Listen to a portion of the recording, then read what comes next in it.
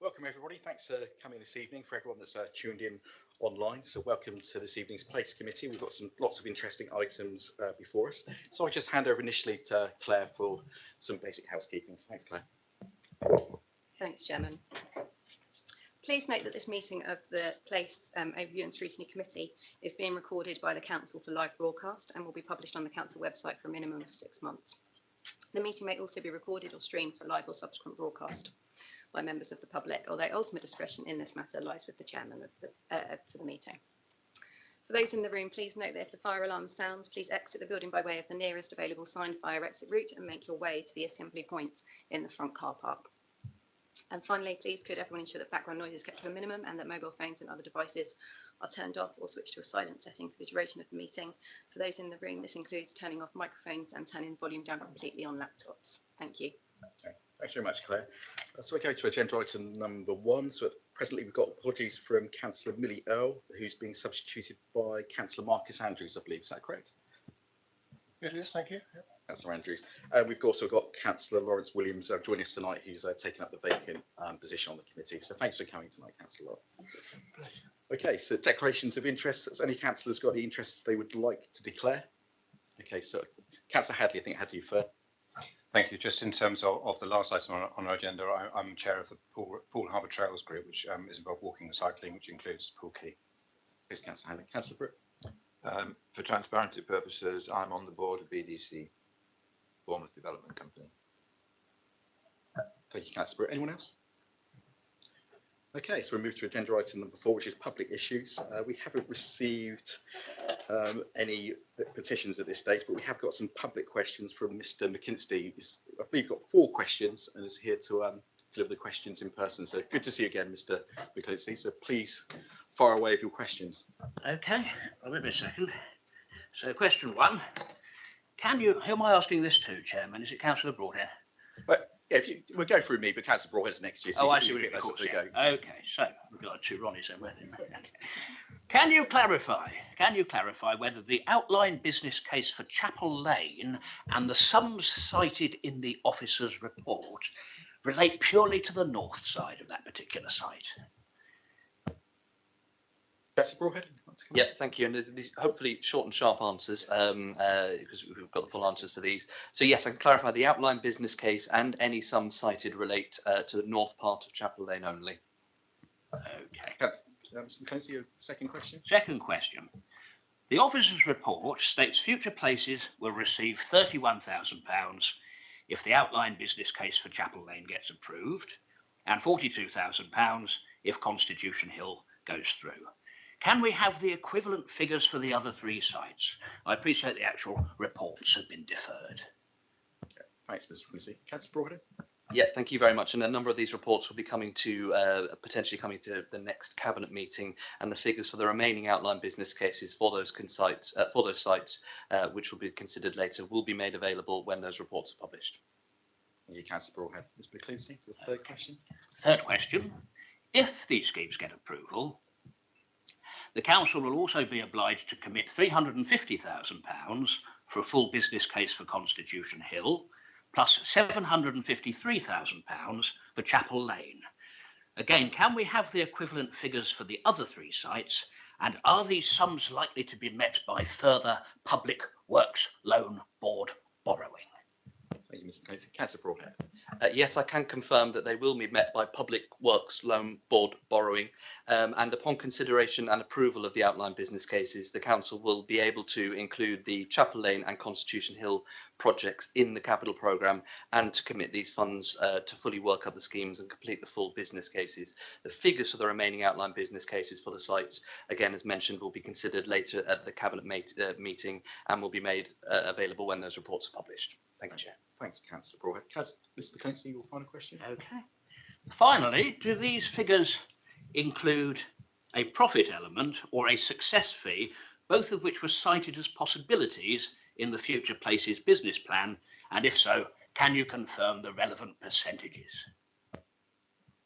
That's Councillor Broadhead. Thank you. Thank you very much. Last one, a couple of answers for this one. So first of all, the full business case for the Constitution Hill item will now be worked up directly by the Council's Housing Internal Development Team. So that fee will not include a profit element or success fee. The figures cited for Chapel Lane have been calculated in accordance with the cost plus charging model, which is detailed in section 7.2 of the approved company business plan and covers third-party costs, future places development advice, staff costs, overheads and the profit element. And a successfully is not payable in this instance because that only actually relates to acquisitions or disposals. Thank you, Chairman. Thank you very much indeed. Thanks, Mr. McKinsey. Thanks for coming in person as well. Okay, so if we move to agenda item number 4, which is potential exclusion of the press and public, as members will see, a lot of the paperwork has got some confidential items in there. What I suggest we do, if any member wants to discuss those items, we do that at the end of the agenda item where we're talking about the different projects.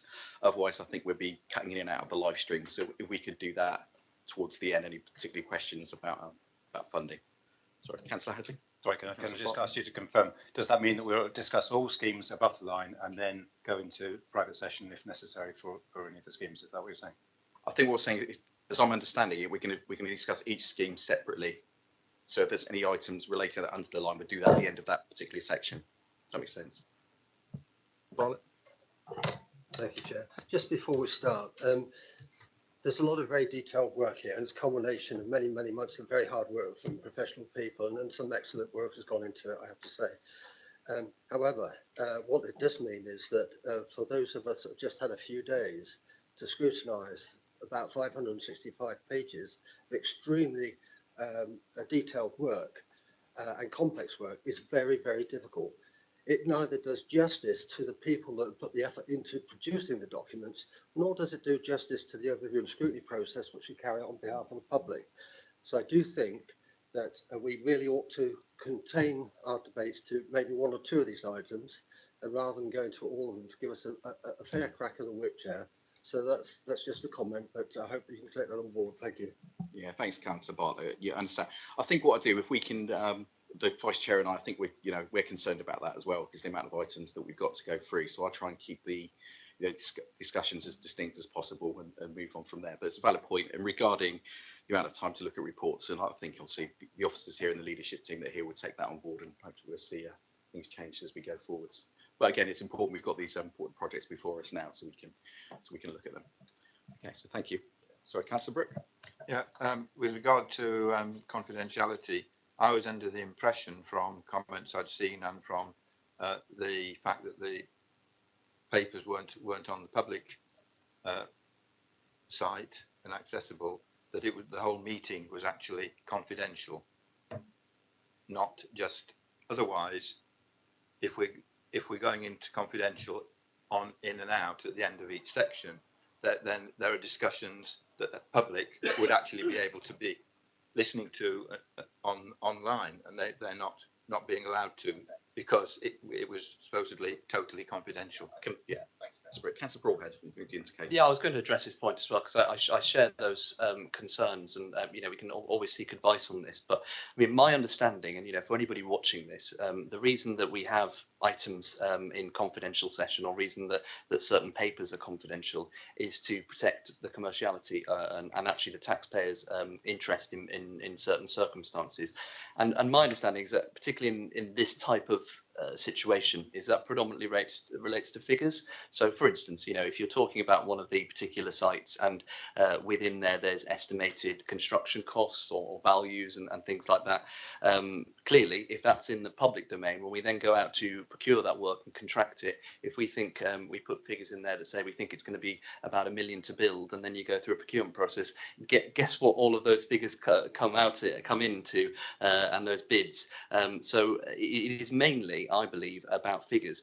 A lot of the quantum of work and the plans within here, I don't think really can and should be confidential. In fact, there's a piece of work that we have been doing, and we're in a learning process. It's the first series of outline business cases we've been bringing forward, and I think the lessons that we have learned is, because these outline business cases were peppered with some confidential information, the council took the decision that they should be confidential documents. And I think going forward, that's not the right way to do it. We should be having as much much of this in public format as possible with then confidential appendices, because that way we can have that discussion. We know what is and what isn't. So, I mean, my inclination, you and I spoke about this earlier on today, would be, I think if we're mindful of not talking about numbers in the public session, I see no reason why we shouldn't be able to talk about the schemes and the plans and the reasons and the work contained within the outline business cases, because as I understand it, it's not that work which is confidential. It's mainly around the figures. It's fraught with danger. We've seen with previous meetings that it's very easy to slip up on these things. So the safe option would be to go below the line and have it all in confidential session. I don't think that's what the public would want to see. I don't think that's doing our job as being open and transparent. So I'd like to see as much in the public arena as possible. I suppose the duty and the burden then falls on us, probably in that open session, just not to talk numbers, figures, or things that we think are going to be confidential. Yeah, thanks, Councillor Brick, Councillor Broadhead. Some good comments there. Councillor Andrews. Thank you, Mr. Chairman. If it's the figures which are confidential, what about the plans? There are a number of plans with each of the properties, sketch plans, illustrative plans, lots of plans. In fact, I queried on Chapel Lane that we didn't have any plans, and that at the last minute has been given as a supplemental restricted part of the agenda. So we've got the text on each of these properties, which is in the open section, but well, without a plan illustrating what on earth is intended on Chapel Lane, it's for the public listening in, it's a complete vacuum, which they're trying to understand what we're talking about. It's a pity that there aren't with each property a basic ordnance survey sheet edged in red of what the boundaries are of each site. There's nothing like that, just text. Thank you. Okay, thanks, Councillor Andrews. I mean, I think things like plans like that, etc., discussed. I'll take officer advice on it if it's to the contrary, but I think they'll be okay to be covered in the meeting. But I think the format we're going to progress in that we're talking about the projects in detail, of avoiding confidential figures. And if there are any members does have a question, they can bring it forwards towards the end of that agenda item. I think that's a reasonable way to go, because I think the public will be quite rightly interested in some of these projects because they're exciting, exciting projects to come forwards. So, yeah. I think we'll move on there. Okay, so if we move on to the agenda item number, lost my space now. Number 6, which is our outline business case for Chapel Lane. So I think Councillor Broadhead, you wanted to pick this up before we moved on to the officer team. That's okay. Yeah, thank you. I think it's just useful just to give just 5 minutes as to a bit of background as to where we are in this whole process before going into the individual outline business cases.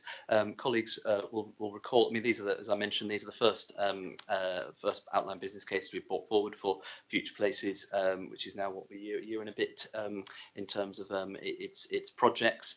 And the aim of Future Places, as we all know, was to try and really put the focus on regeneration, bring in a team which, whilst part of the council and fully owned by the council, doesn't sit directly within the council, so it's we can get that correct amount of experience to take forward our regeneration aspirations.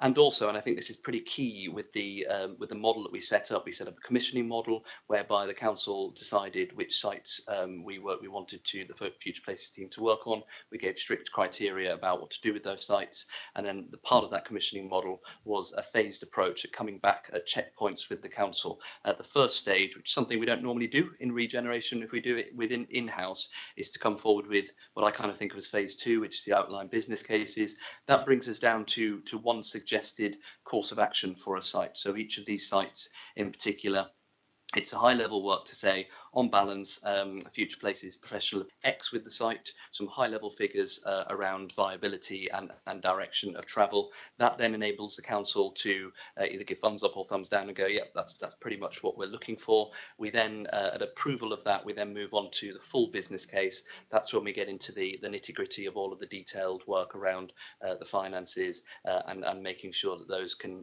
move forward fully to viability. And also, I think that's a really neat point at the outline business case for the council to put any further additions in that we like or we don't like. So, for instance, I think Constitution Hill, which we'll come to in a moment, we had slightly different views on maybe the tenure model, and that's the right point for the council to go, great, we're keen on the plan, but here's our stipulations for the plan going forward. So that's the patter of how we've arrived at this process. The real financial benefit, which I'm sure we'll talk about a little bit later, and this is not new, Chairman, this is mimicking many other councils that have these models as well, is that unusually for how we normally do regeneration, we purely cover it in-house with an officer team. We're able to get the calibre of staff which is, from this field and really focused on that work. But secondly, the financial model is much more favourable in that we can generally completely capitalise the costs. So in the old-fashioned way, if you like, when you were working on a scheme, you'd have officers in the council working on it. They would be commissioning pieces of work from outside bodies. All of that came out of the council's revenue costs, so their cash for services, if you like.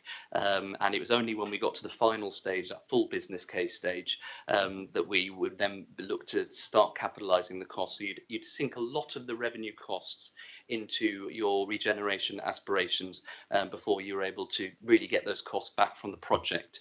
And that has a number of negatives. The main negative, of course, is that the having that upfront cost coming from the revenue account, it's in competition with all of the rest of the council services. We're in an inflationary environment at the moment, as we all know, £55 million of additional pressures over the next couple of years just caused by inflation, which is a pull on the council's revenue costs. In that circumstances, in a normal world, if we are funding regeneration purely through the old mechanism, we would have to be making the decision about whether to continue with our aspirations for some of these sites, the civic centre sites, power station sites, or whether we keep our beach operations or keep looking after adult social care. Because we are now moving towards this capitalisation model, and it comes from the capital account, and we know that those costs are being covered so long as they're successful through the not from the revenue account. It means that we don't have to have that pull between service, and that's a real benefit of the whole process. And by splitting it into those stages, the outline business case, that first phase of, is this the one option that we want to progress to the site? That gives us a capitalisation point at that level. We then progress to the full business case, and at the end of that, that's when you push go on the projects themselves. So we can get the calibre of talent that we've never really had before, and hopefully colleagues can see by the work that we're presented in front of us. And quite unusually, we get, I think, as members, we get a lot more input as well. Sarah Longthorpe and I were talking about this today, and normally the first real input we'd have from, if we were doing these things in-house, would be when we're in that final, very detailed full business case stage, whereas now we have these touch points, such as the outline business case, which is that high-level first phase, to be able to, as a council and as councillors, put any additional inputs in that we want. So what we've got before us today, I'll pass over to the experts for most of the information, Chairman, is the initial, what I would call first phase outline business cases of a number of projects. They are naturally high level. The way that we've done with this commissioning model is that we've asked Future Places in that first phase of work really to do high level work about viability, but in particular to take the options down to one single preferred option that creates that capitalisation point, so that we can legitimately say that cost comes out of the project rather than out of the council coffers of revenue, if you like. And as mentioned, it enables us to feed through what we'd like to see more in the next stage of the full business case. So I think the real utility that we can provide as members tonight is to look at these outline business cases that have been presented by Future Places, any comments that we might have on them, but actually what I think would be most interesting would be directions to give to Future Places, or indeed for the Constitution Hill, the council's internal housing team, as to which areas we might want them to focus on a little bit going forward. So that's a bit of background as to how we got here. And I'm really pleased that it seems like a long time, but in a very short space of time, the quantum of work that the team has been doing really shows our added utility. And final point, we will be having a much bigger paper next month, which will be the kind of annual report from Future Places, which will detail over and above these that we're seeing here today, which are the ones that were requested by the Scrutiny Committee.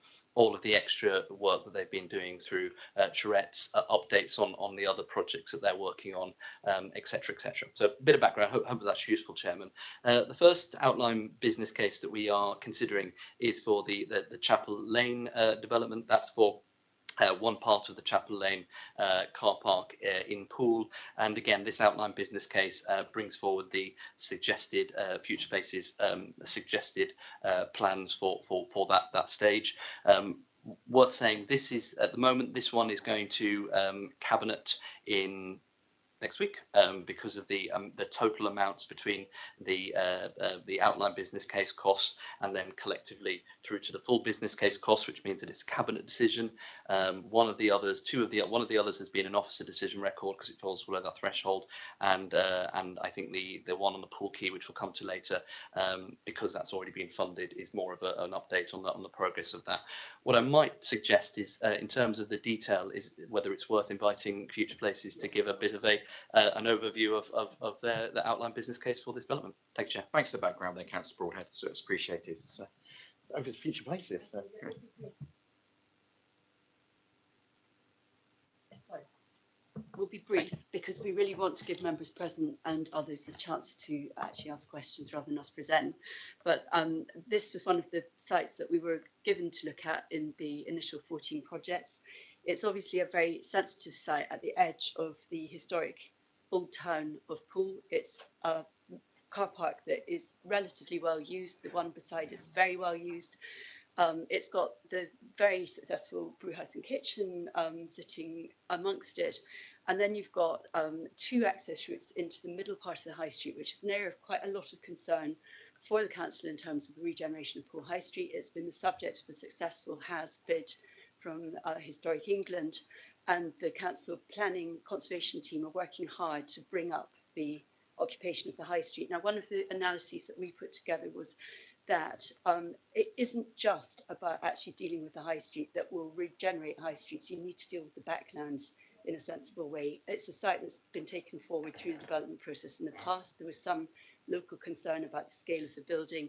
We were very much at pains to put something that was sensitive to the historic context in place, which brought mixed uses in, which built on our colleagues in the Transport and Environment Department's major investment into the Hunger Hill greening scheme. It's created a very nice frontage to that edge of the old town. And so this scheme builds on that historic public investment and will build on the efforts to regenerate the High Street. Craig, I don't know if you want to maybe talk through the content of the scheme just in terms of numbers or mixture of uses. Yes, I can.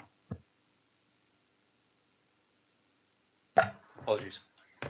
I think as people will probably have read in the documents, the proposal is to a scheme to Mr McKinstry's question, which is entirely contained within the northern part of the car park. It delivers 27 new apartments, 7 Class E units of approximately just under 600 square metres total area. A lot of work has been done looking at parking numbers. The combined parking revenue across the two car parks is in the region of £211,000. Assuming all of the revenue were lost from the northern car park, it's actually a marginally larger part of the parking revenue. The revenue would be just over 100,000, but the evidence seems to suggest that the southern car park is not fully occupied, is nowhere near fully occupied, and is very rarely over 50% occupied. So all of the people that are currently parking in the northern car park could be accommodated in the southern part. So yes, there is a net loss of 42 parking spaces if we go forward with this proposal, but that's within the realms of the capacity that's available. Thanks. Well, we've got some members online. Sorry about that. Okay, so thank you for that, both. It's really, really helpful. So I've got a couple of speakers that would like to come forward. So I think if I can prioritise Councillor Hadley first, so we've got Councillor Jude Butts who's coming in online. So Councillor Hadley, would you like to go first? Thank you, Chair. I guess it's normally members of the committee that speak before everyone else. I just wanted to come back on something that Councillor Broadhead said. He talked about the financial model being more favourable because we're capitalising costs. Well, that's true, but we're capitalising an awful lot of other costs, including some of the maintenance costs for things like street cleaning. So under this administration, so I think we are already capitalising a lot of officer time That's not unique to this method. I think that's something that has been chosen by this administration to move costs into the future, and it's not free because we've got to pay the interest on any capital we do, including deferred interest on interest because for work in progress, which again is something you've chosen to do. It's interesting the treatment of these 5 cases are all different, and I think you've alluded to it being about the size. The outline business case for this, an officer decision business case, and then a project outline case. It does seem all very rushed. I am also interested that the full business case for Constitution Hill is intended to be done by ourselves, and the full business case for Chapel Lane to be continued by Future Places.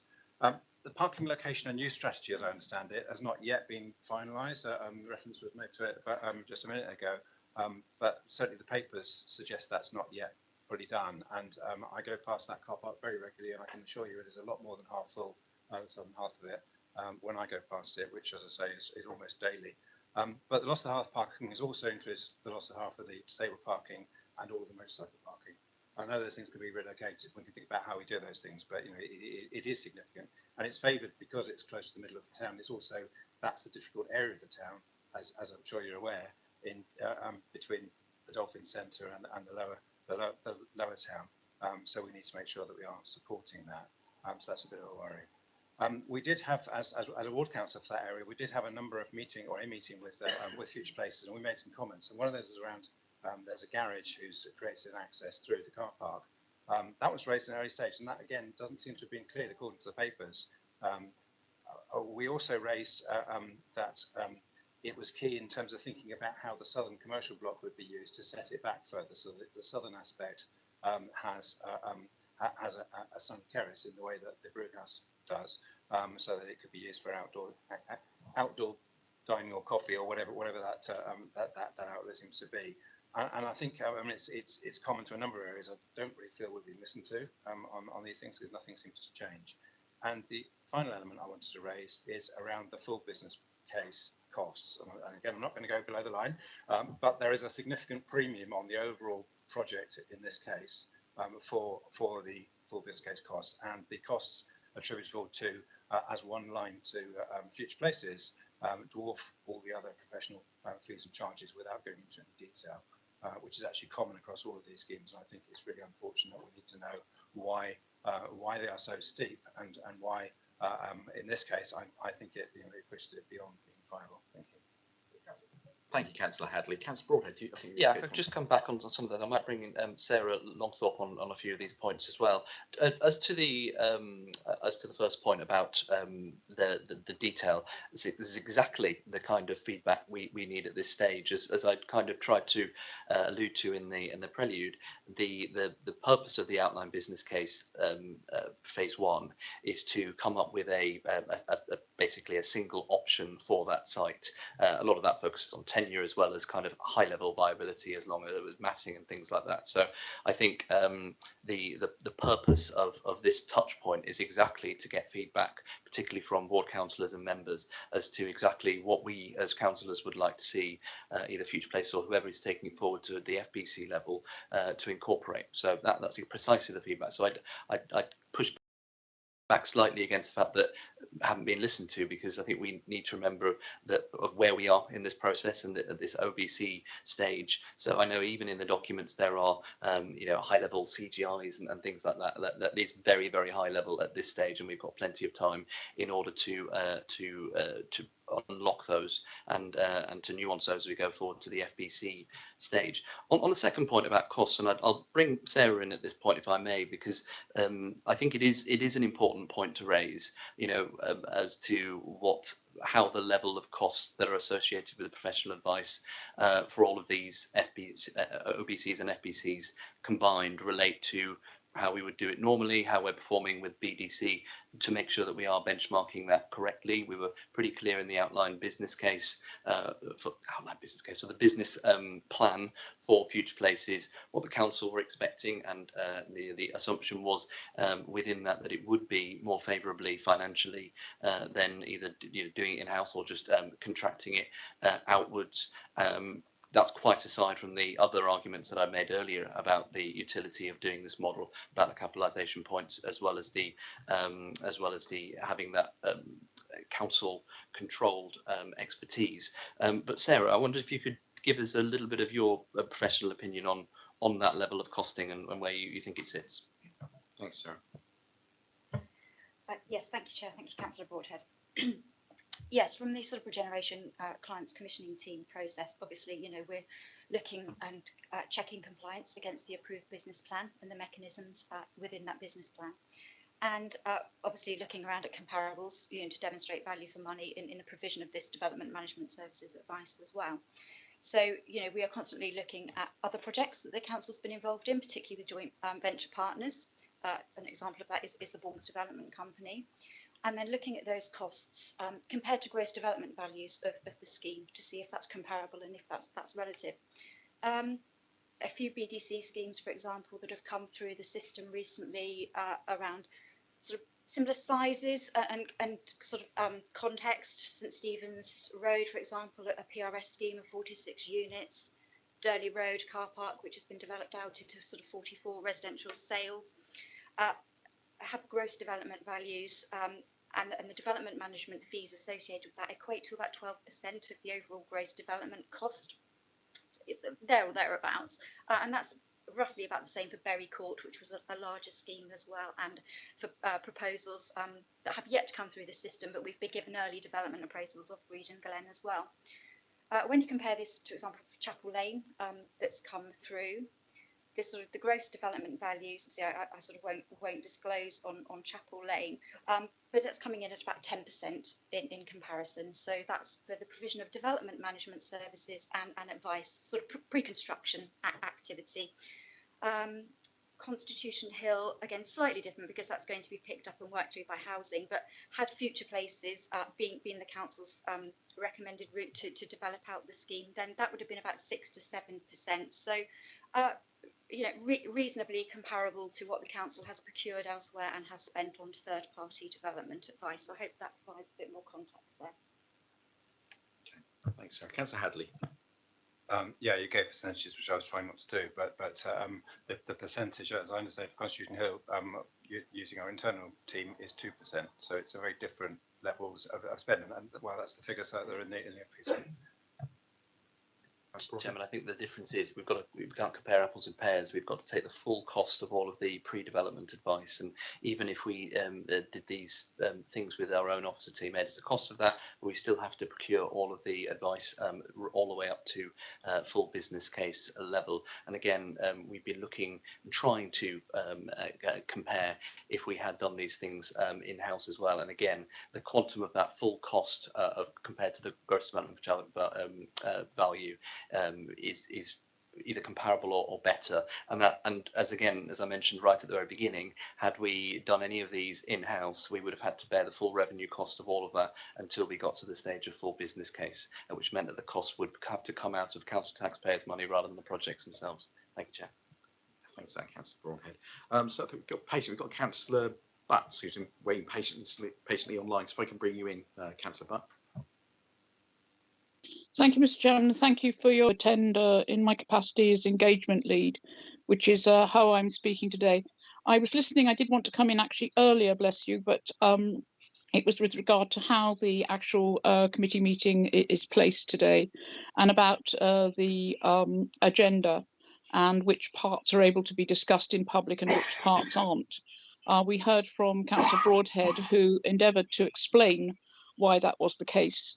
However, since God was a boy, basically, any confidential issues should always be put in confidential appendices. This makes it easy for the beleaguered councillor who has to wade through these meaty tomes, which are indeed necessary because there's a lot of information to impart. So I would suggest from the get-go, this has always happened. So why it's not happening now, perhaps we need to review that to ensure that councillors can be absolutely safe in anything that's discussed in the substantive papers is okay to be discussed, and anything in the appendices isn't. We're not okay. A lot of us have got new members, and a lot of us have had 4 years, but even in that 4 years, there's an awful lot to take on, and it's much easier to have it like that. It's fairer to the public. I also feel that if we're to have something which is to be held in camera, or we'd have information which is not open to the public, that it's clearly stated why that is not open to the public. I think Councillor Broadhead's iterra was relatively understandable, and I think the public should be told why, because there's always this anathema that things are being not explained clearly to the public, or things are being held back. Obviously, the councillors need to know, and then it's a matter for them to discuss those matters on behalf of the people that they represent. So there's a little bit of a misnomer there, a bit of a misunderstanding. The public really must know what's going on, but there's some things that we are unable to share with them, but they need to know that. So that needs to be clearly stated. And in my engagement role, the public should know as to what we're doing on their behalf. Thank you very much, Mr. Chairman. Yeah, thanks, Councillor Butt, for those points, and they've been taken on board, and also we make sure those are implemented going forwards, particularly about the confidential appendicitis. So thank you for that. I think next we've got Councillor Andrews, I believe, and Councillor Howe. Thank you, Mr. Chairman. This is both sections of that car park are very popular and convenient. I've used the car park quite regularly. I've been sat in my car checking one or two things. I've even seen Councillor Iyengar driving round and around that car park looking for a space because it's been totally full. I do have a query as to whether any consultation has been taken place, or even soundings with local traders, the church, the pub, as to whether half the car park disappears. A lot of people don't like multi-stories, they like surface car parks. It's very convenient for a large proportion of our elderly population to nip into those shops in the high street. The other thing is the 7 units, and in fact the number of 7 isn't in the open section, but it's been mentioned by the chap from Future Places, will dilute and take away potential tenants from the empty shops in the high street. We were told by Future Places that they want to help occupation levels in the high street. Well, adding 7 units isn't going to do that. We've got elsewhere in Port a lot of empty shops. Down at Dolphin Quays, half of that development has been empty for about 20, 25 years, which is frightening. So, you know, if these shops are built, are they going to be empty for ages and ages? That may well be the situation. The other thing, again, as well as diluting the number of people who can occupy, the shops will actually take people, you know, pedestrian shoppers, away from that section of the high street past these units. So that, again, that doesn't help. So I am concerned about the scheme. Obviously, we've got no plan, we've got no artist's impression in the open section, and it's difficult for the members of the public, we've got one here with us, understanding what we're talking about. So, you know, we may need, once you've gone around other people who want to speak in the public section, need to go below the line. Thank you. Okay, Councillor. Thanks, Councillor Marcus. Councillor Broadhead. Yeah, I'll pass over to Future Places in a moment to answer the specific questions about the project itself. I would again, you know, remind colleagues that this is outline business. I'm going to be a broken record tonight, Chairman. So let's manage our expectations for what we expect at this stage. This is akin to coming back and saying, right, we've made a decision on what we'd like to do on this site, and it is a hotel, a affordable housing scheme, a PRS scheme, that is the whole purpose of the outline business case as that touch point. So I think let's manage our expectations about the level of detail. One minor point I would raise before passing to Future Places, and it is about the loss of the car park, and it's, you know, it's clearly a decision that we have to take, and as we've seen in the detailed report, there's a lot of reasoning behind that and a lot of mitigation around it. However, I had thought that this was a relatively cross-party agreement, mainly because this scheme isn't new. When we took over the administration a couple of years ago, there were quite detailed plans that had been put forward by the Unity Alliance alongside Bournemouth Development Company, and you know, led by the Liberal Democrats, of which Marcus Andrews is a part of that administration, to do exactly this and develop this part of the car park. So the concept of developing this car park isn't something that we picked up and we brought, as a new idea. It was one that was actually proposed by the previous administration. So hopefully there's no political point scoring trying to be made around this, because I'm really picking up some of the work that I was given to at the beginning. But I'm sure Future Place can answer the specific questions about car parking as well as. Straight away at one point? Please do. The car parking loss can be dealt with by jacking the building up on stilts and having just residential and a couple of commercial units. There's ways around the problem of losing car parking. I understand that, this site could be potentially developed, but, it's not a political matter, with all due respect. Sure. And just as response to that, Chairman, the outline plans that I'd seen of the previous development when the Unity Alliance were in administration did not have public car parking underneath. It was exactly the same as this. There would be a displacement onto other areas. So it is identical. Thank you. Councillor Broadhead. I mean, sorry, doing it. Councillor Andrews, your point is well made if we were just looking at pure retail, but it's actually Class C space that we are proposing to put in there, which would allow flexibility of use from any sort of active use.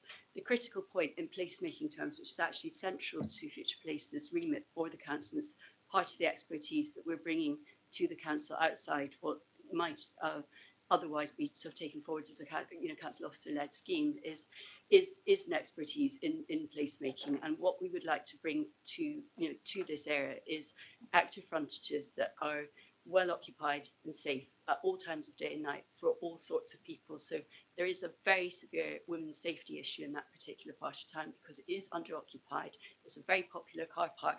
But if we have active uses there on those streets, it's going to be a lot more safe for people of different demographic profiles to be able to walk around that backland of the high street at night time. So I hope that we can draw upon the expertise that's sort of sitting in the room. As Councillor Broadhead is saying, this is only a first iteration of the project. It's not detailed design, and we're very, very open to listening to the expertise that can be brought. And actually, just on Councillor Hadley's point earlier, we are very much actually taking the points that he raised on board, and they will be being addressed in more detailed iterations of the scheme.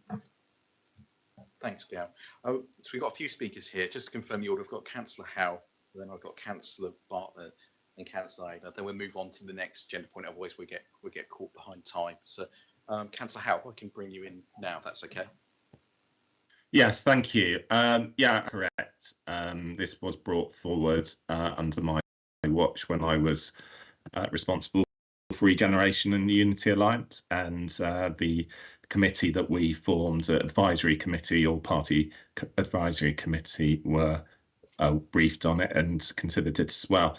Yeah, my concerns, I'm not concerned about parking because the main part of the car park will be retained, and that's still quite large and sufficient for people, for disabled spaces, etc., and actually flexibility for that car parking to be improved and to made more attractive. We're not able to offer convenience in the town centre for people to just stop, run in to a shop and grab something and go out. They need to use the multi-stories because it's a very congested space, and the future of the town centre depends on attracting people to stay for 1, 2, 3 hours, and not just jump in for 10 minutes. That's a highly unsustainable way of living your life anyway. I am concerned about the current plans. Those concerns have been made to Future Places when we were consulted as ward councillors. I don't think the drawings that I've downloaded the what's on Modern Gov, and there doesn't seem to be much in terms of documents prepared for this meeting. I don't know whether the committee members have been supplied with additional documents, but the ones online seem to yeah, I mean, they seem to be dated. And for example, the main building at Chapel Lane, in one iteration, it's shown as we were shown it in a semicircle building with the shops underneath, which seems to be the primary plan. But there's also another picture there where it's done as houses, 2-storey houses. So I'm a bit confused about the presentation of the papers.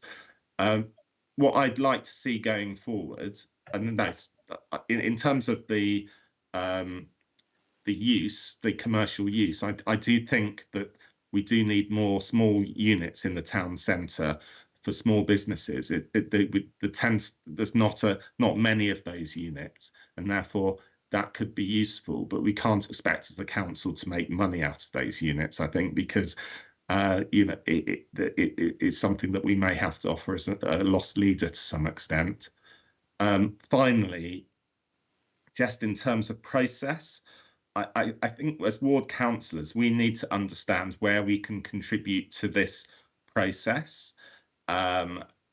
We've had an informal meeting, but I think when Future Places was created and the papers came to council, there were lots of complicated drawings about the different structures and processes that decision making had to go through, but I'm not sure there was much in that about where ward councillors were going to get consulted. So we are sitting here unsure about the next stage that we can, would be consulted, and at what point things will be firmed up and it will be too late. So I think it would be really useful if we could kind of have a flow diagram that could show the appropriate points that councillors that are not in the administration can have some impact in, make some points into the process. Thank you.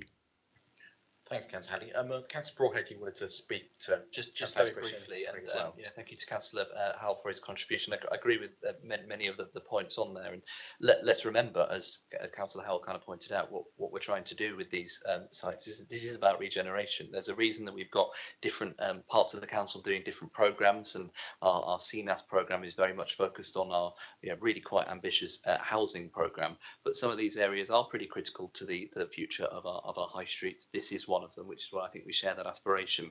So pleased to see his input.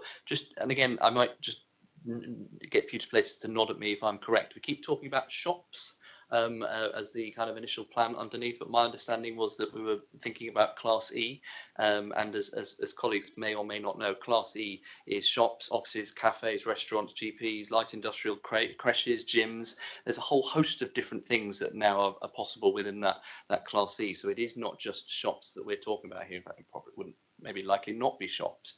I think the critical part is having that active frontage on those ground floors, and I think it's pretty telling that, as I understand, a lot of consultation has happened with the local businesses and the local community, even with the businesses next door, all of whom, despite the fact that there is a little bit of a loss of parking, albeit plans for displacement, are very, very supportive of having this type of development there, precisely because that Class E, as well as having lots of people living there, which is a new audience, the breadth of options in that Class E gives lots of different variety of options to be able to draw new people in, which is what regeneration is all about. Thank you, Chair. Thanks, Councillor Broadhead. Craig. Thanks very much, Chair. Just to respond to Councillor Howell's point and perhaps expand on Councillor Broadhead's comments a little bit. It is, again, worth stating we're at OBC stage. In terms of input, we very much welcome input from all councillors at all stages in this process. We've I think met with most of the ward councillors, and we welcome input at the stage. This is not a fait accompli that we're delivering. It is part of a dialogue that is going to lead to a final business case, which we want to incorporate your input. I think it's worth saying, the comment about small industrial units actually originated with ward councillors. I don't actually think it was Councillor Howell. I think it was somebody else. That's been taken on board, and we're taking that forward. But certainly the other points around engagement and parking and is there sufficient capacity, we very much welcome that dialogue as we go forward to the next stage. Okay, thanks, Craig. Councillor Bartlett, I think you're next. Thank you, Chair. I'll take Councillor Broadhead's advice, and I'll try to just raise the discussion up just a little bit. Now, clearly, one of the drivers here is the regeneration imperative, but of course the idea is to maximise value from our council assets, And in the longer term, of course, we hope that that will help our revenue streams. And it's the government, of course, that put councils in this position by the reduction in the general grant for the general rate grant. Now, so Future Places has been created to implement that particular scheme. And they've come up with some very, very good options. They've done exactly what they've been asked to do, presented some options, and that's what we've not actually discussed yet, the options which we're being asked for our views on. Now, I would contend that the way you approach the options to a point, to arrive at your recommendation, really depends on what your starting position is. And in this case, Future Places has been created in order to drive that maximised value from from the assets. Now, in taking on those recommendations, of course, the council in particular recommendation here is it sounds very, very good, doesn't it? But of course, what you on one side you've got maximising the value, but of course on the other side you're maximising the council's risk to a point because you're taking on all sorts of things. So let's put this in perspective about what the council will actually be doing. It will be using its own land, using its own regeneration company. It will then develop the site, which it will continue to own. It will then place the development in the hands of its own 100% company. It will raise its finance from cheap government borrowing. Now, you know, that sounds on the value chain or whatever you call it, is to be quite a nice arrangement. Personally, I think it's completely anti-competitive. It's anti-free market principles. And I really, from a philosophical perspective, think it's wrong, because I believe, you know, this is a really first-class options analysis. My view actually would be to take less risk from the council's perspective, not have as much borrowing, and I would put this out to the free market. And so if I were to look at this specific set of options, I would go for option 6. I'd be looking to sell the site into private. Now, I believe the risk of that is, of course, you lose your placemaking influence and your regeneration. But I would suggest to you that actually the answer is in the strength of your local plan and the strength of your planning. Now, I know that is an anathema to Future Places and the way they approach things, but it's not mine, because I believe you can, with proper planning and proper systems and a decent plan, local plan, contain these developments to what you really need. And at the same time, importantly, reducing the financial risk and the level of borrowing that the council is exposed to. That's my perspective on life. I know it will be completely opposed, but that's my view. So I put it forward for what it's worth. Oh, and if you want to know what my recommendation to council would be, I'd say option 6, sell the site. Okay, thanks, Councillor Bartlett. No, that's really good comments there, because I think we were, you know, because those items we haven't been discussing, but, you know, it's important to note that there is a risk to the council, because obviously it's a big project, you know, we're ingrained in it in every aspect. But equally, if we want to shape our place and be the main stakeholders and influencing how our communities are run, this is, you know, we're seeing this, and in my opinion, the best way of doing it. But you're right to point out there is different options, and you know, the free market is there should we choose to go that way. So yeah, so again, can I bring again and then come back? Yeah, sure. But with respect, Chair, that's why the options have been presented. Yes, yeah, I agree. Completely agree. To explain how we feel about it. Yeah, completely agree. If I may, just to actually just challenge you slightly on the point, we were set up to optimise income for the council, but we were also, as part of the foundation documents, that tasked with delivering regeneration and social benefit as well. So, I mean, just to say, we absolutely, I mean, you know that, but it's just to reinforce that point. We have put a series of options in there, and I don't disagree in some respects with your point that if the free market is there to do things, why would council stand in? What we've tried to do is actually distinguish in this scheme that actually some of the mixed use components are things that the free market actually finds quite difficult to deliver. We have market tested that actually, just so you're aware. I'm very happy to talk to you about this off market testing. There's some halfway house options which might achieve both, and if that's the way that the council wish to play it, of course that's something that we'd respond to. Thanks, Gail. Craig,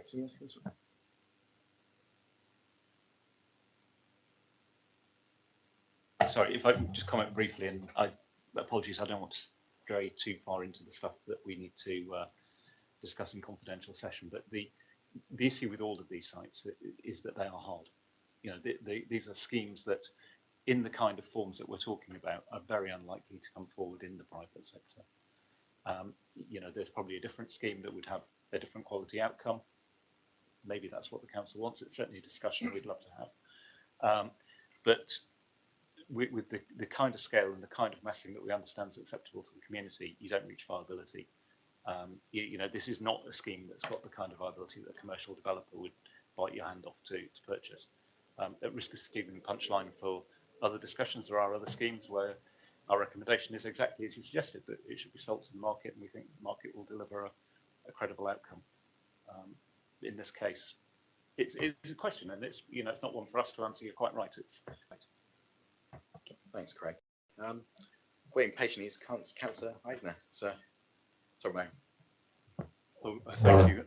I've just got two or three and smaller things because I'm keen not to repeat what's already been said. But just on the car parking, just quickly, just at the highest level, just a concern on the principle about losing the car parking spaces. I know this is a hotly debated one, so this is on the Chapel Lane site. Because you know, whether or not we think, okay, you know, protecting car parking space is the long-term future.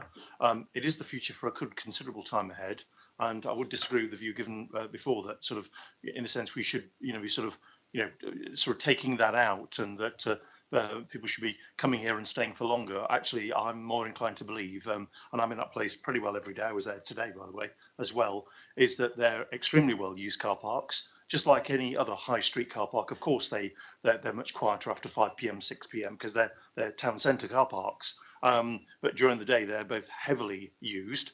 And hence the reason sometimes I can't get into them. So is Deer Hare Lane all the way down there. And I'd argue that actually my experience of the view of business owners is that they absolutely want the ability of people to stop by very quickly, come in, buy something, do something else quick, and then disappear again. Because that is my experience of what town centres and high streets are. That's the function they serve.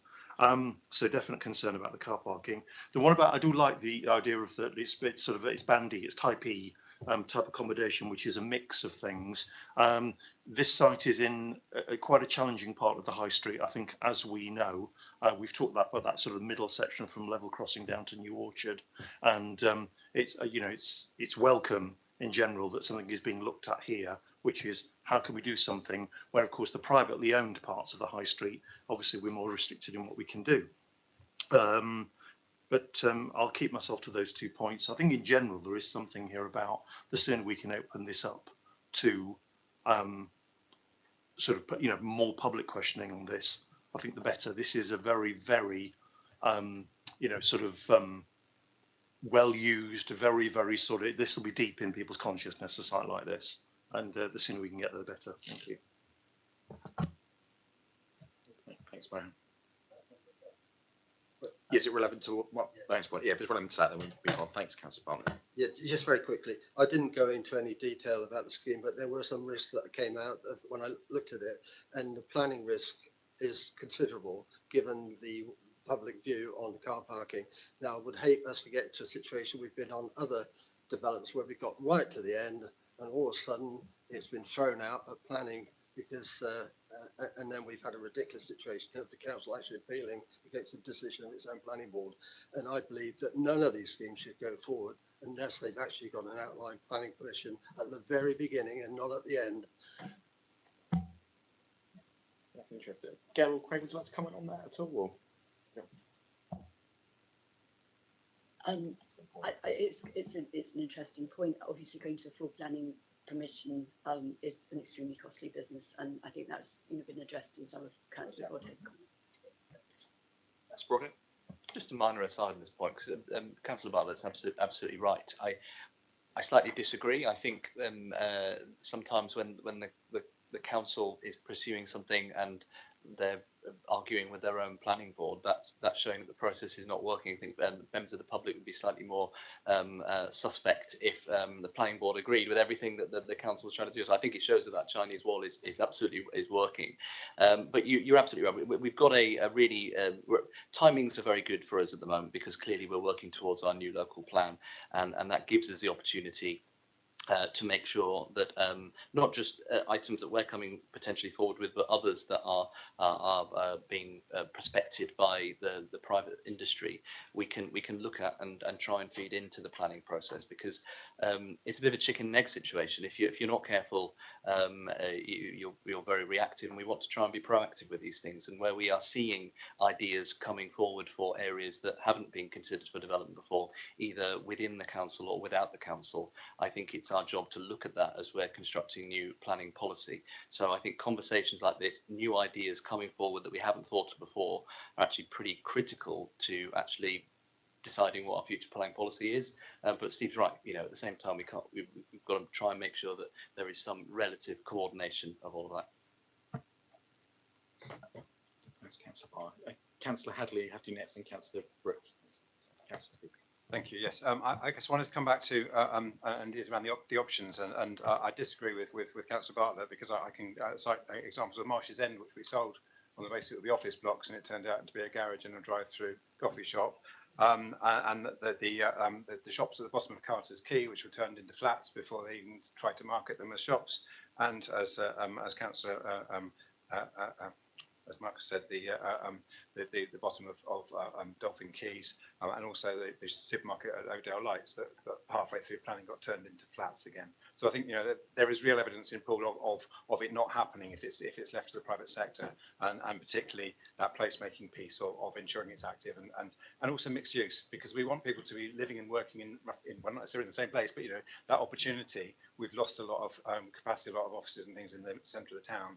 And so ensuring that we do have some capacity there is really important. I take what Marcus is saying about the empty vacant slots, but actually putting balance in other places, and we can help it along the way with that. So I welcome that. The only other thing was the mix of whether it's houses or whether it's flats and apartments, and that was sort of the bit that Councillor Howe raised, because those were the different options. And what I read was that we hadn't yet actually talked to whether it's BCP Homes or whoever, about what is needed, and certainly what I hear as being needed is larger units, is more houses than little flats. We already have there's a development directly opposite there, above Coffee One, which is studio flats and apartments, and there's almost not too many of those, but the mix is we need some bigger units, and so I'd be keen that we have some multi-room capacity within there for families and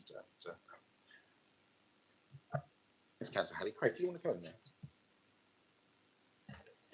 Hopefully by the end of the session I'll remember to press the button before I speak. Apologies. To Councillor Hadley's point, he's absolutely right. I mean, this is something that we're very, very aware of, the loss of commercial units. In any development, you get a higher price per square foot for residential if you can, and that's where the market goes, and that's why I think that an intervention possibly is appropriate on this site. But again, that's a recommendation, not a diktat.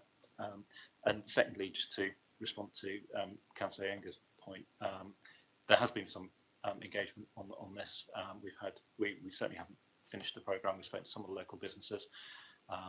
It's probably not appropriate to name them, but their view has been supportive. Interestingly, the only letters that we've had to Future Places about this have been supportive of the scheme. Excellent, great. Councillor Brooke, I believe next. Fine, thank you, Chair.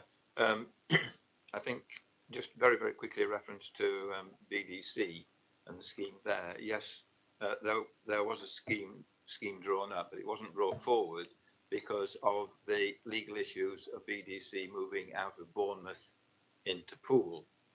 Because the way BDC had been set up, it was restricted to Bournemouth only. And by the time we got Council's opinion, the site had basically been handed over to Future Places to look at. So that's a bit of more background there. I have to say that I am a little bit concerned. I can't do anything about it. None of us can do anything about it. But there's a very, very close relationship here, as one would expect, with the requirements and specifications as such in the big plan. What concerns me is that the big plan has never ever been to a scrutiny committee and has never been to full council for approval, and therefore we have absolutely no idea what lies behind the figures of 13,000 jobs being created. Where's the evidence to support that that will actually be achieved, nor the 15,000 houses that are going to be built. And I know Phil will come back on this one.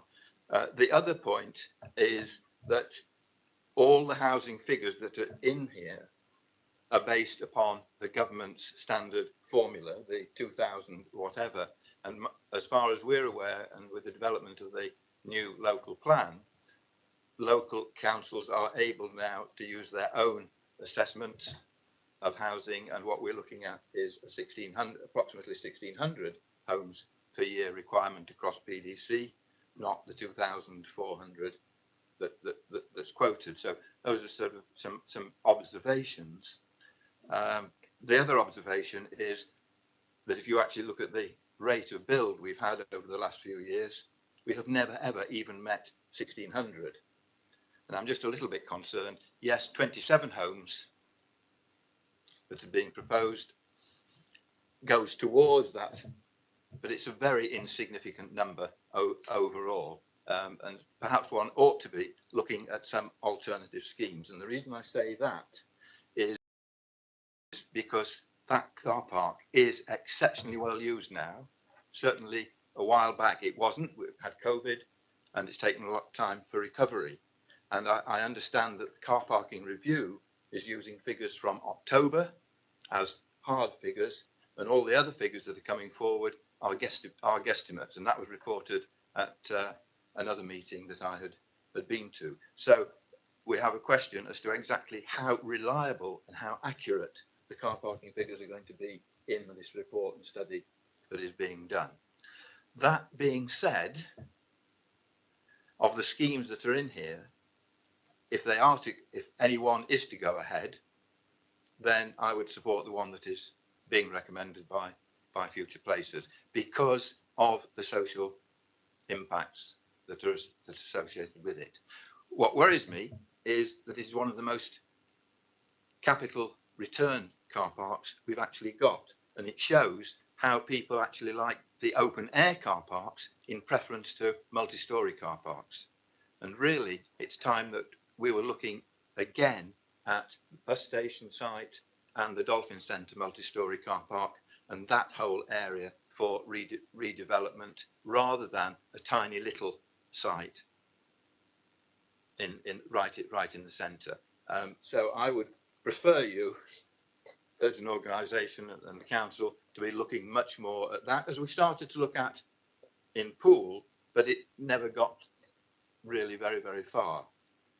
But I think there are opportunities there, and they're better opportunities than the one at one of the best money return car parks we've actually got in the town. Another point that I do like is if it goes ahead, the greening of the southern car park section I would certainly welcome, and I would like us to adopt also what is being done in America to many of their car parks, now that we're getting long, hot, dry summers, is actually use that car parking space for off-the-ground solar panels and electricity generation. That does two things. It gives us the solar energy. It also provides much needed shade for the cars and the residents, the occupants there. And all you've got to do is raise them up sufficiently high, and but you've got no mention of that. You've got electric charging points, great, but nothing about your own generation. And that should be being done on all these car parks where we are still keeping, all these open air car parks where we are still keeping them. Can we just keep on the issue regarding car parking with the solar panels, because I think there is some work being done on that, isn't it? Maybe, isn't it? Sorry, can I just pass it? Yeah, and just to say, and that actually will be a second stage of what we're looking at, Councillor, but and we'll very much, this is an area of interest and expertise, and I draw on your interest in it, looking at electric charging points. You know, that's also an area of requirement. I mean, just back to there was a couple of points you made earlier about the stats. We are aware that some of the evidence base in terms of stats does need to be improved, and so we're looking at commissioning surveys so that we've got better quality data sitting on across some of the sites that we're looking at. And to your point about why don't we go bigger and try to deal with the bigger housing problem, two aspects. One, we are, and you'll see this in the annual review coming through, we have actually started looking at the hard to pool sites, which I know were a concern amongst some people who've raised questions. It just takes longer to bring scale of that scale forward. So this is a starting point. I think the thing about starting is that making a start in anything in life actually begins to make that change, that, you know, if we can get good quality mixed use development there, it will begin to create a kind of new point in the market that will encourage the bigger schemes to come forward in the right way. I accept those points. There was something else that crossed my mind. Oh yes, of course, all these sites are going to require borrowing, and that means breaking into the next threshold level of up to 1.3 billion, which is, as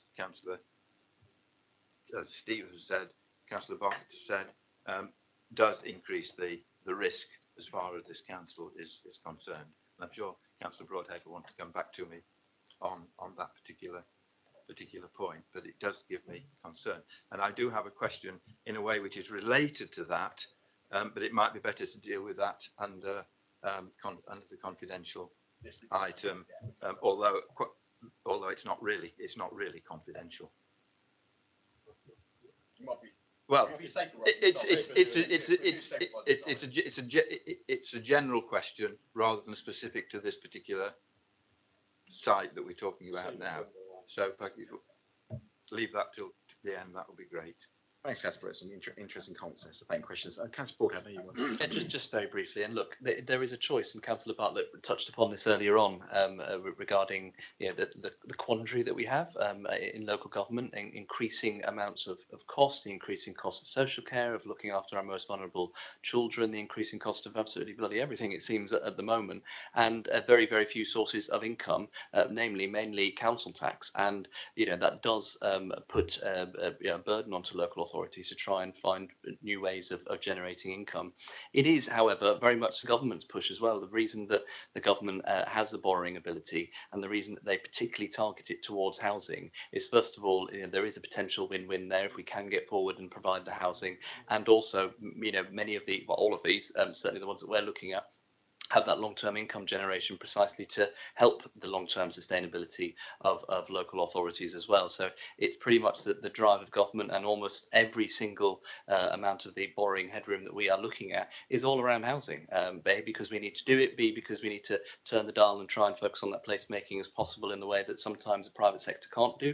And as Gail and Craig said earlier on, contrary to, and I completely understand the criticism of it, we can't do everything. We won't be. You know, the number of these outline business cases that are coming forward, as we'll see today, not all of them, if very few of them, will be purely driven by the council, but we will, where we think there's a real stewardship benefit, placemaking benefit, coupled with the long-term financial sustainability as well. So I think investing in housing in the long term, particularly when it generates income, is the right thing to do, but of course it's a choice.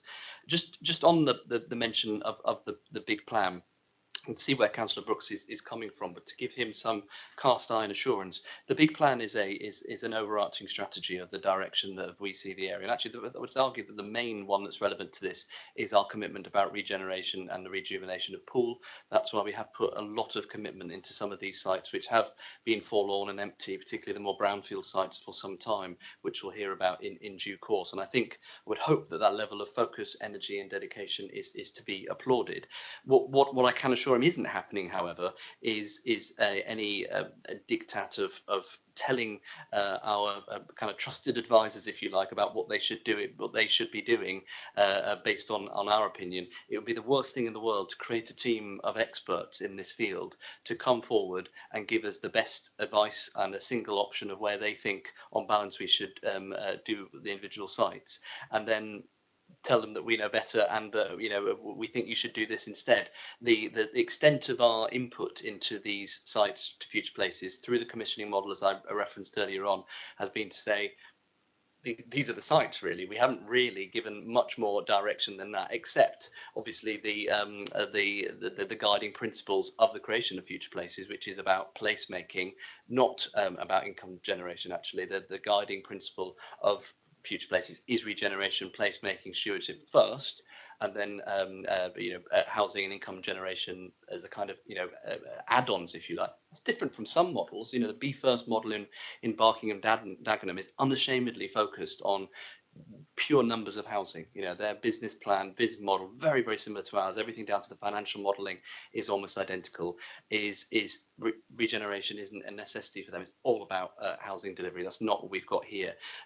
But none of the points have been driven to future places by the council. We've got our housing needs assessment, which is part of the local plan process, which has been done completely independently. So I can give the assurance that none of the direction in the options that are presented here are politically driven in any regard whatsoever. Okay, thanks, Councillor Broadhead. Councillor, can I just come back with? No. Okay, we can go. Councillor Rigby, sorry, we got to you. It's all right, thank you, Chair. I'm going to go back in time a little bit now, but I think it does link into what Councillor Broads has just been saying there, and Councillor Bartlett, it's what you said about the option, going back to the options and the option of just option 6 and selling the site, and that got me thinking, like, obviously, future places, you're not going to say that because that's doing yourself out of the job to develop this site, right? With the greatest respect. But I do feel like there's options missing here, and I realise that you get a remit for this on what the council ask you to do with it. But as Councillor Broad has said, you've got a lot of talent, you've got a lot of expertise in placemaking here. And if there's something that this council and the previous councils have been good at, it is sticking residential or residential mixed commercial onto car parks. And I don't get what the added value of bringing future places into this is, considering we've already heard that the previous administration wanted to do exactly the same thing. So is there scope on these business plans that you're putting together to just put in something different, some sort of like wildcard idea, which maybe isn't the most economically beneficial one, but maybe has a greater benefit to the wider community and wider area and well-being, something like that? I mean, I don't know what that might be or might not be, but if it's about place development and developing the place, is there something which might draw more people in than a bunch of car parking spaces that maybe people want to come in and spend time in and then go into the town centre? Is there something different that could be added in, even if you've got this scope of saying, well, we need to put housing, we need to meet the targets, we want so much commercial of whatever type it is? Is there just a way that into these business cases you can tie something in saying, well, yeah, there's this, but here's something different, here's a concept that may have been used in a different city somewhere around the UK or further afield that might just work here and might be an option. So just something to dwell on, really. Councillor Broadhead, just very briefly, Councillor Rigby is exactly right, and that's precisely why we've created a team to come up with the best use for the site.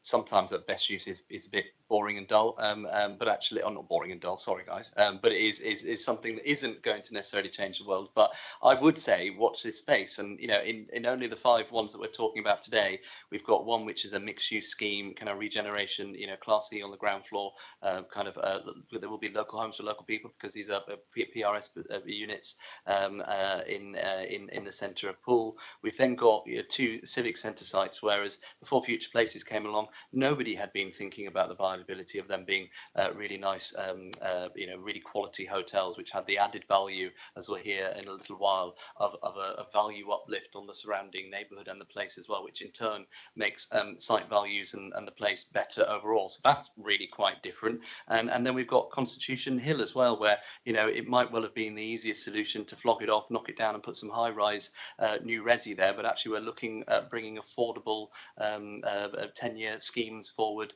again utilising the existing buildings. And then we've also got a scheme focusing around the public realm and what impact that has in an area. So I think to give Future Place some credit, there's some really interesting, unusual ideas coming forward. It's not cookie cutter, and that's not what we'd expect.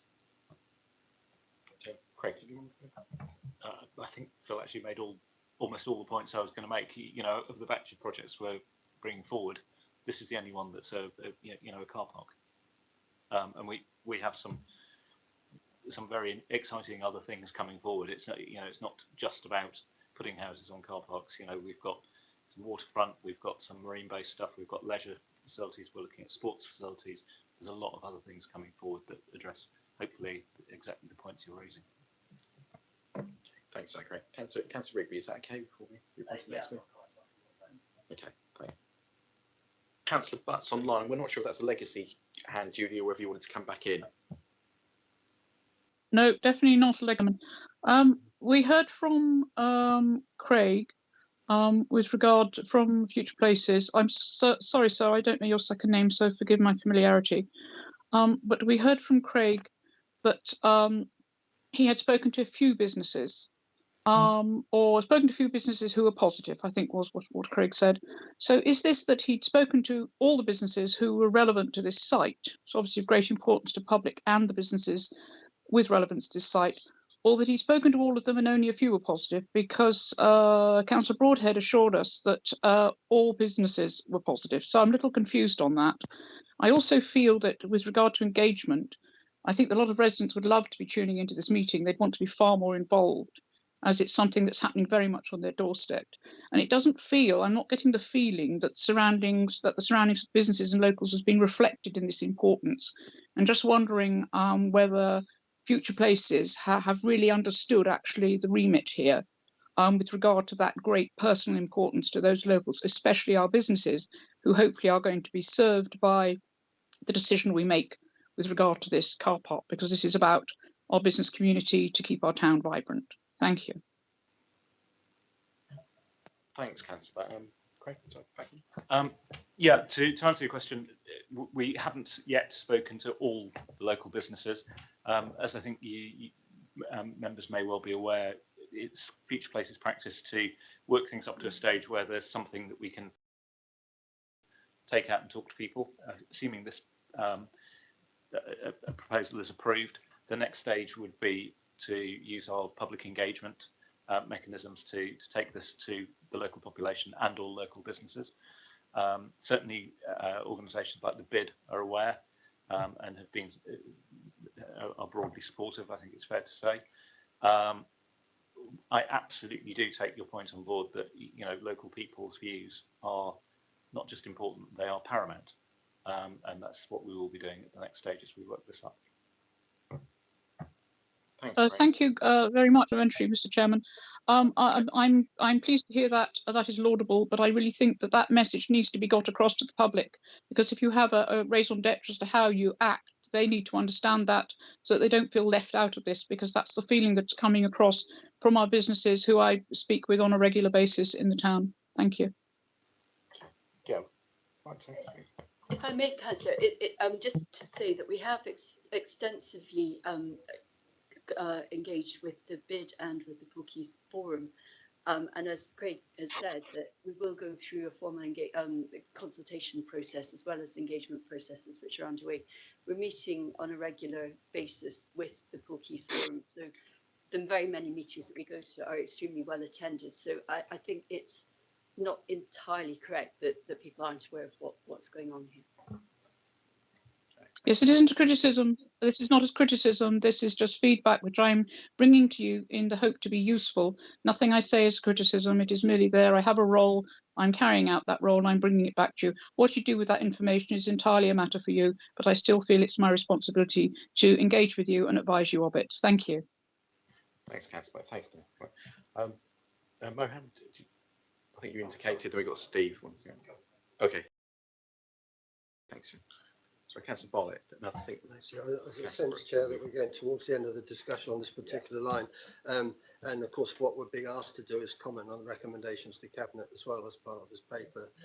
Personally, I can't agree with recommendation A, in that I cannot agree to endorsing the report of the recommendation option contained within, because I do believe there should be a different way.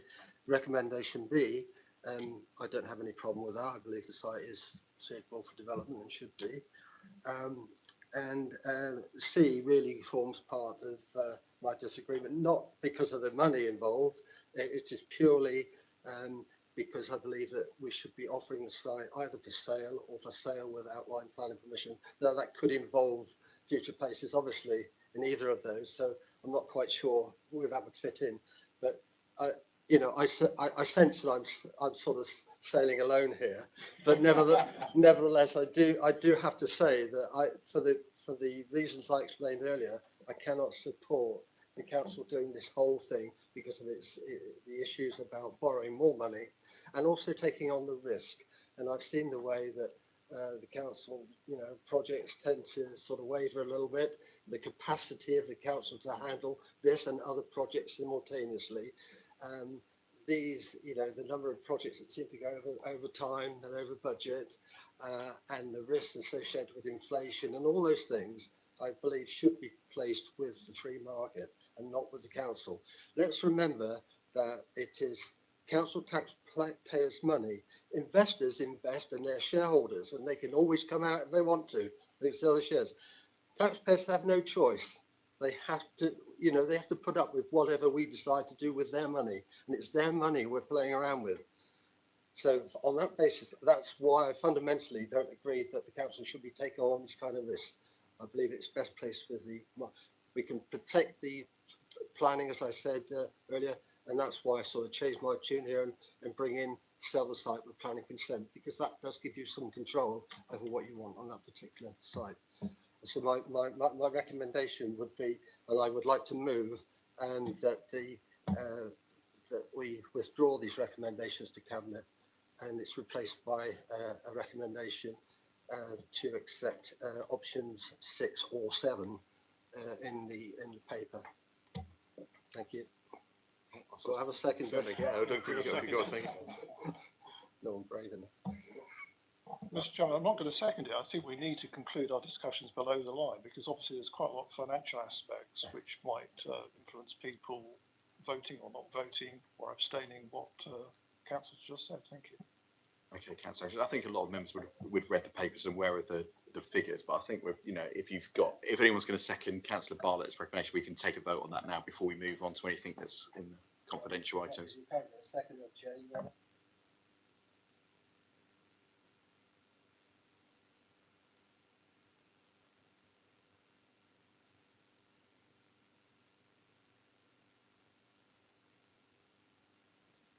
Then we'll finish off and go underneath the light. Just very quickly, Chair. This might jar on one or two people's nerves a little bit, but there was, I think, in this particular business case, outline business case, reference to city region. We're not a city region. We're not a city. We're 3 separate towns, each with its own history and character. And I would hope that the placemaking that goes on reflects those individual characters of centres. So I would ask, please, that any future movement on the business cases does not refer to city region. It has been withdrawn from the local plan in its development. So it is an obsolete term as far as I'm concerned. Yeah, I'm not trying to comment on that one actually, because it's one of those things. It's a term. It doesn't. I know what people get emotive about it, but sorry, can I have to Craig then go to Councillor Broadhead? Is that right? Yeah, you're quite right. There is a reference in there, and it's actually just quoting an old document, which from the local industry strategy. It's not something that we are supporting as a concept. It's it is a fact. That's how it's described in that document. So future reports coming through will have that and see those terms removed or referred to. So Councillor Broadhead. I think to be chair, and it's almost like there's an election coming up, isn't there?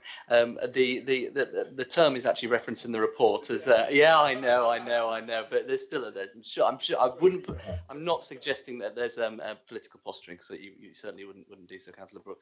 The only reference is actually from somebody else, which was the local enterprise partnership, referring to us. So it is quoting a outside body's description of us as a region. And whilst I absolutely and completely accept that we call ourselves BCP region, and the term city region is absolutely contentious, it will pop up because government considers us a city region. We are part of the key cities group, of which I'm the deputy chair, because in all but name we are an urban area of which are bigger than many cities. But I completely concur with the points that we are 3 individual towns, each with our own identities that just happen to be bigger than most cities.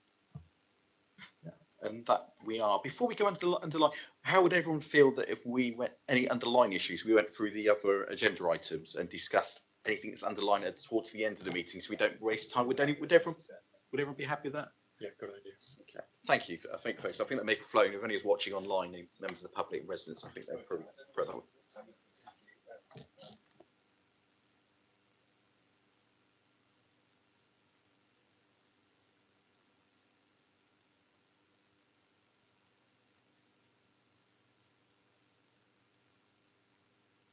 Yes, if we move on to agenda item 7, which is the outline business case for Constitution Hill. So I think Councillor Broadhead, if you want to kick off with that one. Yeah, thanks. Quick one from me. Again, slightly different. This one, a legacy site that has been sat there for a little while, was previously taken on from the Bournemouth and Poole College sites, and the recommendation coming from Future Places is to look at repurposing the existing buildings, which are not end of life, alongside some new build and some ancillary commercial uses as well. 88 new homes, community centre, 106 parking spaces, as well as the main house and new lodges, providing 21 additional homes as well.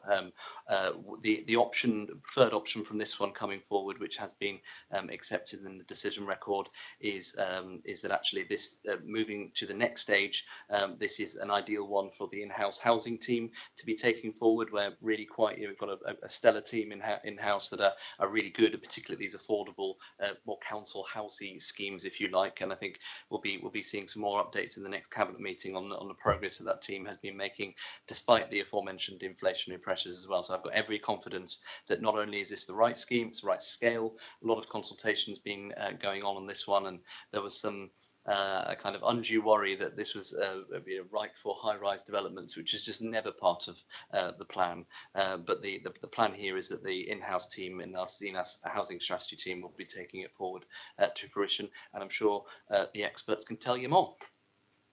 Okay. Yeah. Okay. Take that very quickly in terms of description, because it is in some respects quite a simple approach, but we looked at the characteristics of the site. It historically was part of a public donation of land. We're very respectful of that.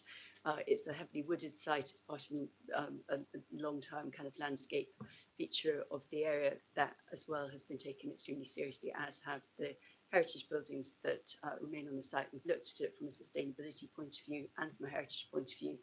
And our team have judged that actually the retention of some of those heritage buildings would be a good thing to do, both in heritage terms and from the point of view of embedded carbon.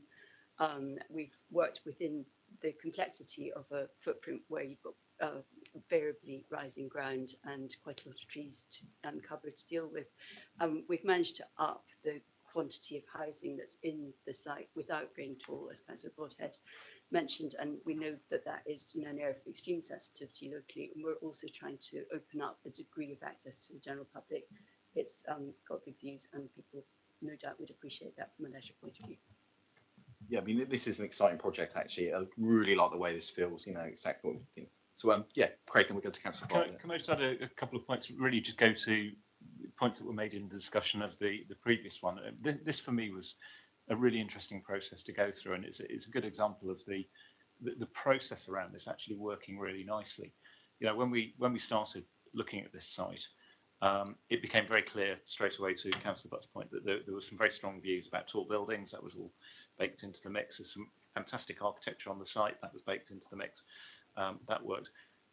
And I think it's probably fair to say our initial thought was, well, Future Place to deliver this out, and then with discussions with the council commissioning team, it became pretty clear pretty quickly that there was a capacity and a desire to change course on that, and for the council to build this out. So, to the comments about, is this kind of Future Places pushing a thought forward? We really appreciated the input that we got from all those, and I think the proposal is all the better for it.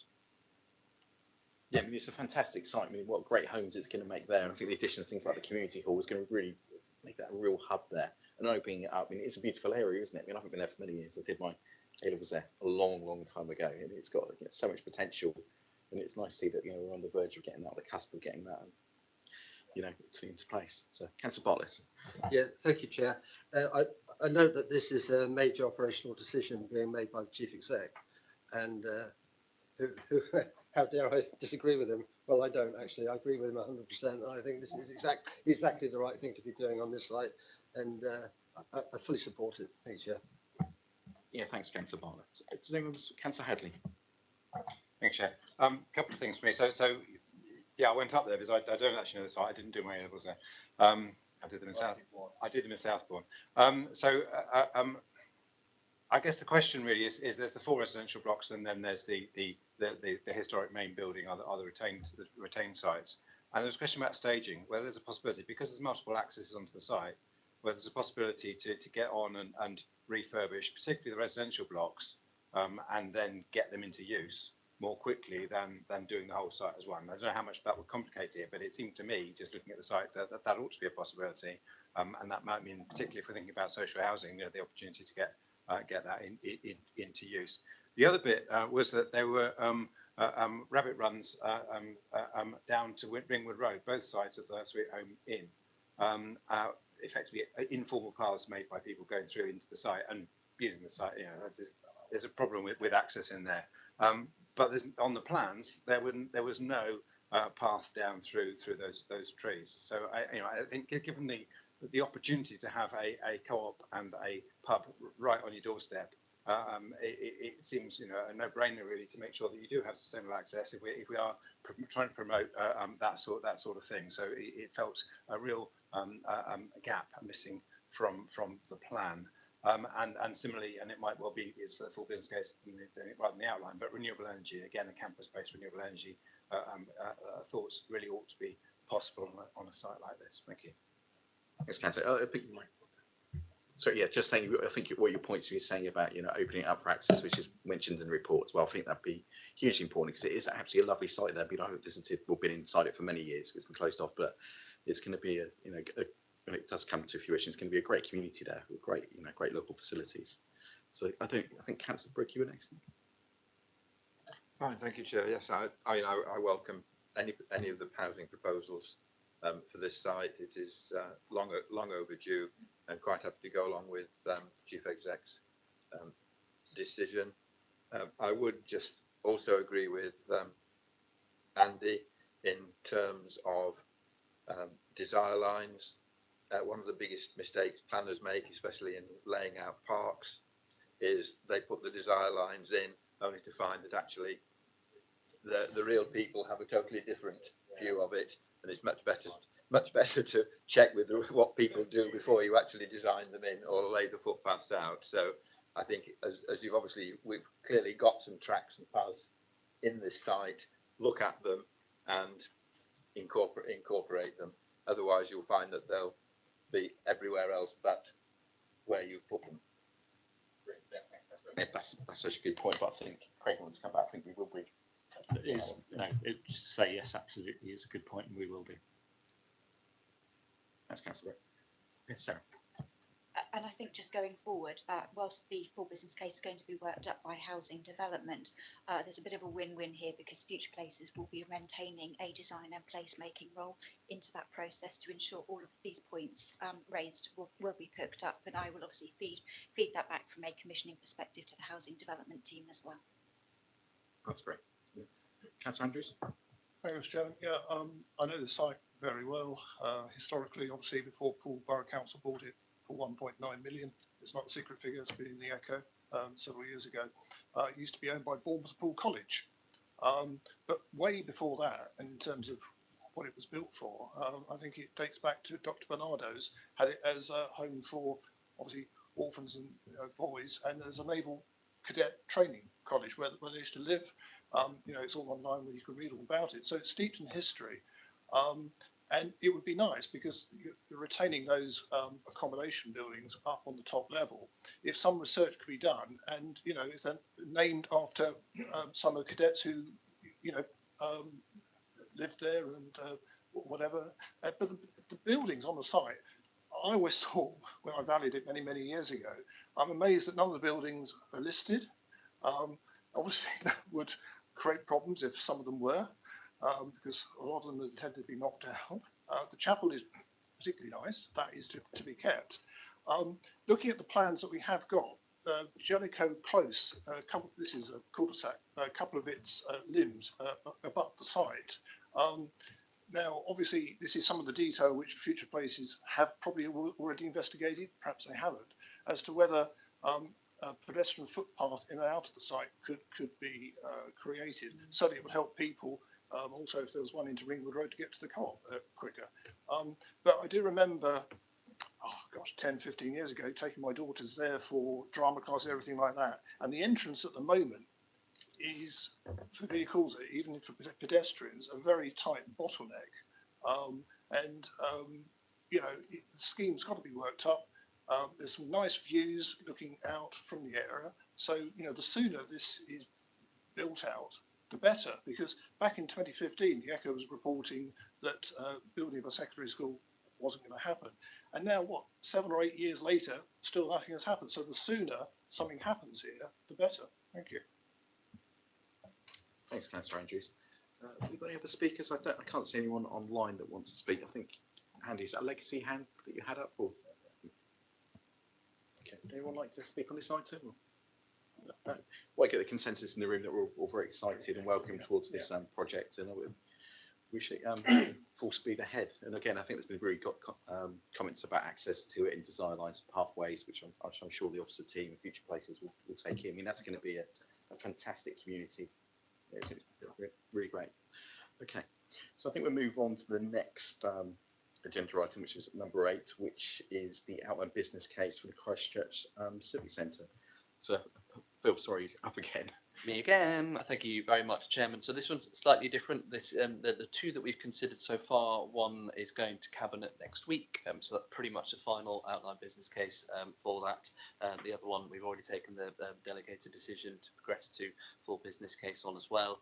The current intention with the next 2 items, which are the civic centres, is we'll be looking at trying to bring them, I think the current plan is to March, well, I hope it's the current plan, to March Cabinet. So we don't have the Cabinet papers done for these bits yet. So what you are seeing is the draft outline business cases as they stand for future places in order to comment on. Again, you know, we different outline business case, different plan, and I'm really pleased that, you know, both of these ones are looking at something which is completely different, but something that I think, and this is again, you know, the benefit of having these touch points early on in the outline business case process is that we can not only have an idea about the plans that are presented, but have some consideration about soft market testing and things like that, so we know we're firmly going in the right direction. And the plan for both the Civic Centre and the Poole Civic Centre, Christchurch and Poole Civic Centres, to be looking at bringing forward hotel offerings for them is really interesting, really exciting, and I'm sure you'll hear from the team.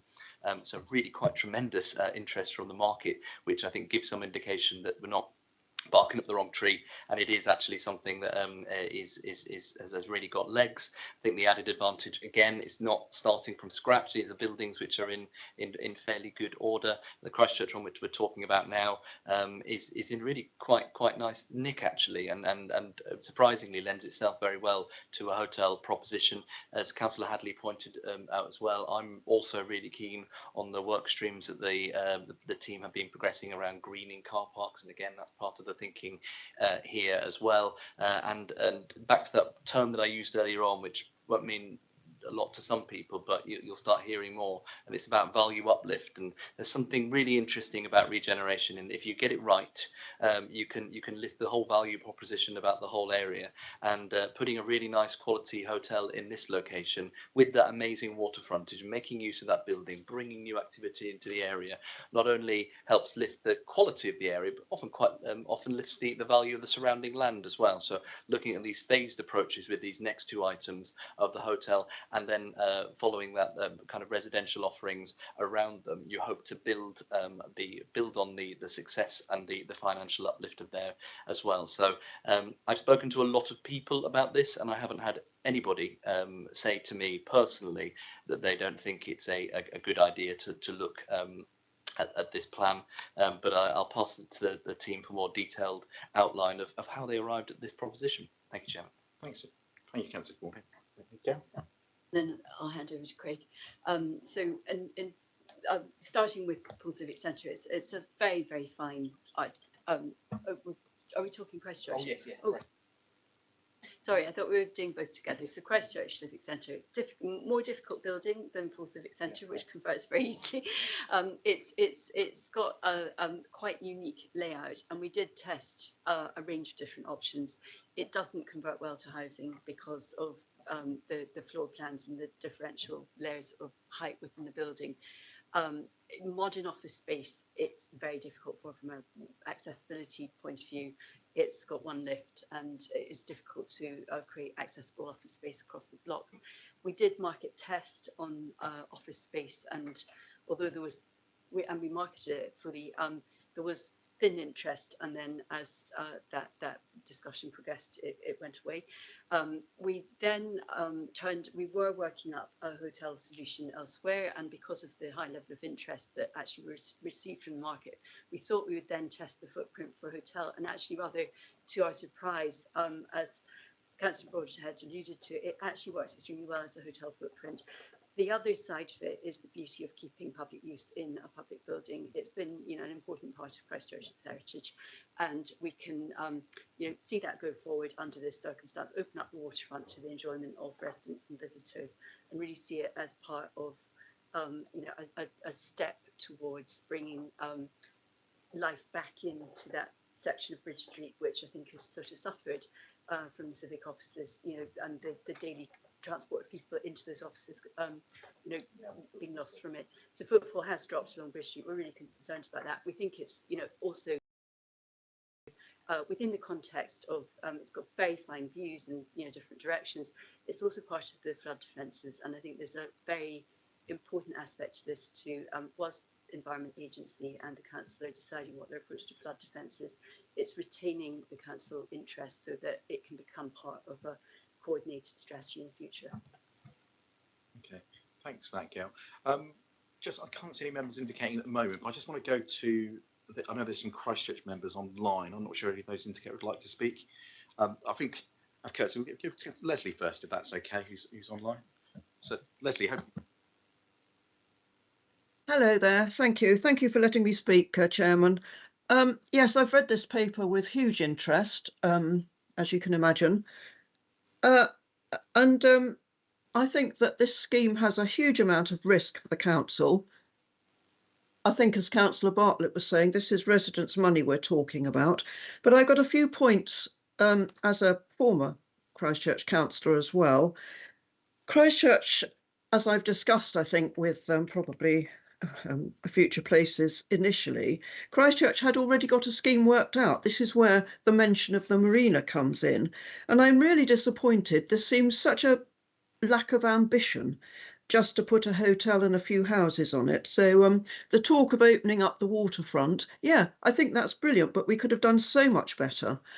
The other point about the hotel is I'm amazed that you think it's going to lend itself to a hotel. The building itself, as it says in the paper, is on so many different levels. It's well, all I can say is I'm amazed that you think it's going to lend itself. I think it would be very, very difficult. It will be difficult to do anything with it, I agree. But the Christchurch Borough Council plans were far more ambitious. Another point, if I can, Chairman, I think it was Craig who said you've done a lot of consultation. Though it doesn't give in the paper what the results of the consultation was, and I really would have liked to see that. And equally, it also doesn't give any idea of why you think that a new hotel is needed in Christchurch. We are quite well provided with hotels, so I would have liked to see that in the paper expanded a bit. And then with the consultations, which I've been to, or most of them anyway, each response was, we would like something for the community in that particular development. And I see nothing for the community. However, you may be able to help me with this. It's a query. In Appendix C, it was page 204 on the papers that the council sent out, but it is actually 198 on the business plan. There's a lot of mention of culture, creativity, heritage, protecting the heritage, supporting public engagement. Well, I would like to see that is expanded quite a bit, because I know that everybody looks on that building as a community building rather than just a hotel, which is said to be boutique, which I'm not quite sure what that means, but it certainly doesn't mean community minded. So all those points I would like to see looked at. I know that the paper is coming forward, but I think those points have been missed. So I think that's all I need to say, Chairman. Thank you very much for letting me speak. Thank you. No, thanks for coming on, Councillor Dedman. Anyone want to comment from Future Places? Would you like to come back on those points raised? Yeah, there were quite a lot of points there, so I'll try and capture them as best I can succinctly. In terms of whether it would convert or not, you know, it's not me saying this.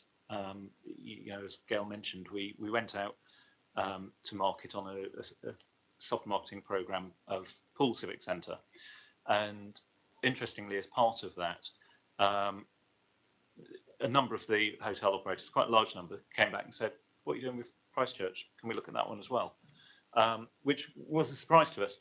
You know, this is not Future Places saying it converts well to a hotel. This is some of the leading hotel operators in the country. And when you sit down and hear the story, it does kind of make sense. You know, the issue at the moment is we've got a building there which is not end of life. It's got a significant embedded carbon content, and we need to find a use for it. And you know, absolutely accept that there are probably other things that could be done. What we have tried to think about is what can be done that's viable and makes sense in the context of the building as it is. It's fair to say the building forms part of the flood defences, so demolition becomes extremely problematic, and you potentially put other buildings on Bridge Street at risk. The thing that we like about this is, as Gail mentioned, the three sections of the building, the floors don't line up. So office operators don't want it because you can't get from one end of the building to the other in an accessible manner. The hotel operators, by contrast, didn't view that as a disadvantage at all. What you do need is a clever new lift system that can stop on kind of half floors so that you can access each portion. That can be facilitated on the northern side of the building. That solves that issue. In terms of the internal configuration, you know, the operators are telling us it lends itself extremely well to a hotel, and certainly from what we've seen of it, their proposals seem to make sense. So, you know, again, this is OBC stage. All that will be worked up in more detail, and you know, it remains to be seen if somebody's prepared to actually come forward and you know, sign up to a contract. But that's how this process works. You know, we're at a concept stage, and what we're saying is we think it's worth moving forward. In terms of a community use, there's quite a lot of space there. It would be a very, very big community centre if the building were to be turned into a community centre. Perhaps there are better locations in Christchurch that we could think about that. Culture and heritage, absolutely take your points, and we'll certainly look at those in more detail, and we'd love to meet with you to discuss those in more detail. Okay, thanks for that, Greg. I'm sure Councillor Dedman will take you up on that. Councillor Broadhead, do you want to come in? Just one addition, if I may. And Councillor Dedman talked around the previous schemes that have been looked at a few years back by the previous preceding authority, Christchurch Borough Council, and the kind of marina project scheme, if you like. And just to give her some assurance, yeah, I said earlier on, don't interfere with the experts, but I thought that was a really cool scheme as well. So I made sure that was on the list of things that they were looking at, and we actually did sit down with the people that brought that scheme forward previously, and my recollection of that, because I thought it was a fantastic scheme as well, I completely agree with Leslie. It looked really quite interesting. The real problem we have is the flooding issue there, and actually I think even since that scheme was first put together a number of years ago, that the flood risk has worsened even further, which would almost make that scheme absolutely impossible within the current flood regulations that we're working towards. And again, that's the beauty of the current thinking here with using the existing building, is that, you know, as Gail had said, it gets over that issue of the flood risk at the moment, but also it retains that ownership so that we can be part of that long-term solution, because the flooding in the Christchurch area and the preclusion of any you know,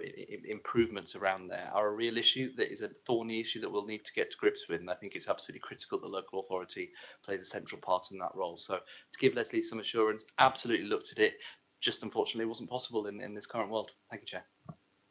Thanks, Councillor Broadhead. Oh, come back, Gail. Thank you. Quick point to Councillor Dedman, just to on your lack of ambition point, which, you know, I mean I absolutely see what you're saying there. We are beginning to look at what an overall master plan for the wider area might be, Councillor Dedman, but that is something that's quite strategic. We'll need a lot of Environment Agency input, but Supreme needs quite a lot of input from discussions with yourselves. So we're making that a priority for our next programme of work. Okay, Councillor Hadley. Thank you, Chair.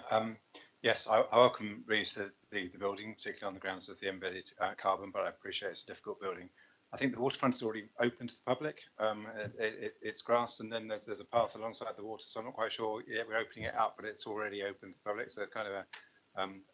but the issue that I think is the biggest one for me is the flooding risk, and the fact that the housing at the back of the site is outside of, the flood wall is part of the building, as has been highlighted. So any development of housing at the bottom of the site is going to be outside that flood wall, so presumably it's going to need a new flood wall, so there's going to be a huge expense to that. So I don't know whether that's been fully taken account of, and it's kind of interesting because I just heard today that the other boatyard in Christchurch is on the point of being sold and potentially lost. So there is kind of something about no capacity for that sort of thing in Christchurch.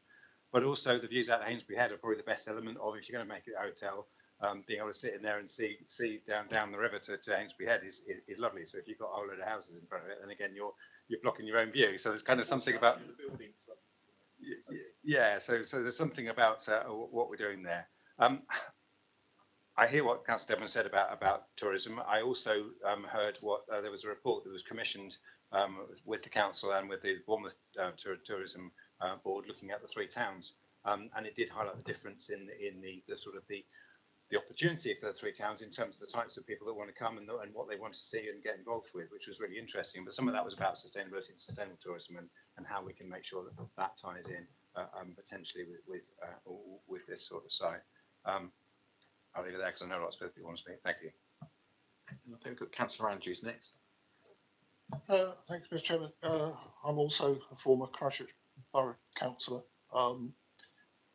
I do remember when I was effectively the de facto leader of the council in the mid-1990s, the late Gordon Robbins, who designed this building, did approach me initially on the basis that couldn't it be converted into a hotel? At that time, he was suggesting that the Borough Council move up to Highcliffe Castle, which was at that time having millions of pounds spent on renovating it. It was raised with the head of planning at that time, and information was given back to that gentleman that it's in a flood zone. You can't. And I could nitpick on one or two items in the report. There's mentioned that the building's got a lift. It doesn't have a lift. There's like a chair lift to get visitors up one level. So there's no lift all floors. And there's multiple floors at this building. But my main concern is flooding aspect. Now, there's not much information in the report about flooding, which is below the line, above the line. Whatever, to mix my metaphors and puns. But the point is this civic centre does fall within what's called flood zone 3A. Dwelling houses and hotels are identified by the National Planning Policy Guidance as those properties are in what's called more vulnerable. Any planning application for a hotel use in what's called more vulnerable area will need to be accompanied by a sequential test. A sequential test will need to prove beyond any doubt whatsoever that there is no other site within the boundaries of the old Christchurch Borough Council outside of flood zones 3A and 3B capable of being developed by a hotel. The Civic Centre is only capable of being developed as a hotel if you can prove an exceptional test that it should be made an exception. I can't see amongst all the various reports that have been obtained by Future Places that any proper information about flooding has been identified, because this is a national planning policy. Our planning officers apply the national policy in dealing with applications. Indeed, 2 or 3 minutes down the road from this property, an application to develop the Star Inn in Purewell was refused by this council in November 2021. That was to be developed the ground floor with office space and 4 flats over. And, in the conditions, it said no satisfactory exception test had been proven. So before we waste any more time on this one, I would like to propose that any further action or spending on this site is deferred until the flooding situation is resolved. Because we've already spent, well, I'm not going to say the figure, but a lot of money on reports, and if we can't do anything with it, might as well just put a board up there and sell it for its existing users' offices. Thank you.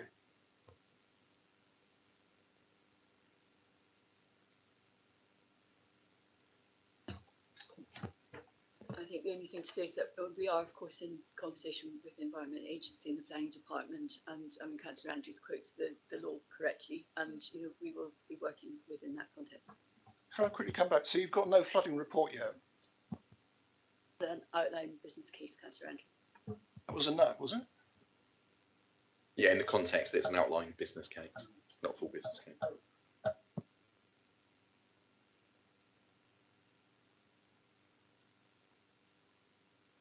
Councillor Phipps, sorry, I did skip over you by accidentally, so I do apologise for coming back to you late. Okay, thank you very much, Chairman. I wouldn't say that Councillor Andrews has totally stolen my thunder, but he has, because the first thing I was going to come up with on this is the extremely high risk of this outline business case. We haven't even got to a full business case, which is going to cost a lot more money. And at the current, we have planning applications that have come forward, never mind for hotels, which Councillor Andrews has mentioned, but for accommodation, housing accommodation within flood zones that are actually lesser flood zones than this zone, that have not met the sequential test and have been refused. So I seriously question the viability of this outline business case, let alone going forward to a full business case, because I would expect that even if a hotel was to be put there, that the whole case is based on producing the accommodation as well, the homes. And unless Future Places think they have some extra sway with the planning committee, which I'm sure they don't, then other developers in Christchurch, I'm just not quite sure how they're going to get this through. Maybe they've got some plan or other, but I have extreme concerns about the viability of this. And I think that's really going to be my main comment that I was going to put forward. And thank you to Councillor Andrews for actually going before me and making it as well. So I will leave it at that. And thank you very much as well for coming to myself and to Leslie, as we of course don't have anyone on this committee. And we appreciate you letting us speak on it. Thank you. No, that's not okay. No problems, Councillor. Sorry for skipping you over. That wasn't perhaps at all. So, is there anything else you want to add to that? I think the only thing I could probably say is just an outline business case, and you'll be dealing with the relevant agencies regarding that. Yeah, so it'd be the same answer as the Councillor Anderson. Councillor Cooper. Eddie.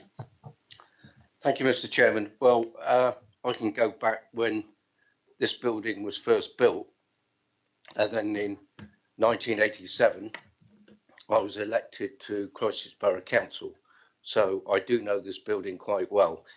And as Councillor Andrews said about Gordon Robbins, the architect, well, I happened to be at a funeral earlier today, and one of his architects who was on the scheme to build that civic offices told me about the modular building that it is. And it was designed, and as Gordon Robbins said, quite easily adaptable for a hotel. So because it's modular, you can add, especially on the back, if you wanted to, if it was going to be a hotel, you can add modular bits onto the back to make it a bigger building. I am concerned, obviously, about the car park, as we've heard. That was flooded only a couple of weeks ago when we had the high tide and heavy rain, but to my knowledge, the civic offices themselves, as far as I can recollect, has never been flooded. But perhaps somebody will put me right on that. Thank you. Thanks, Councillor Q. Councillor Edwards, I've got you next. I think you're online. Join online.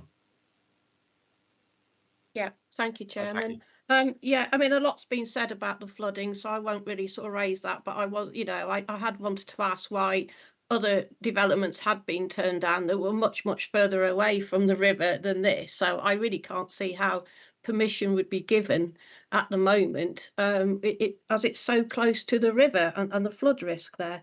But the other thing I wanted to ask was, in the paper, it says it's going to be a high quality boutique hotel. Well, what planning laws do we have for that? How do you ensure that it's a high quality boutique hotel? What's to stop a budget hotel coming in? You can't stop a budget hotel coming in.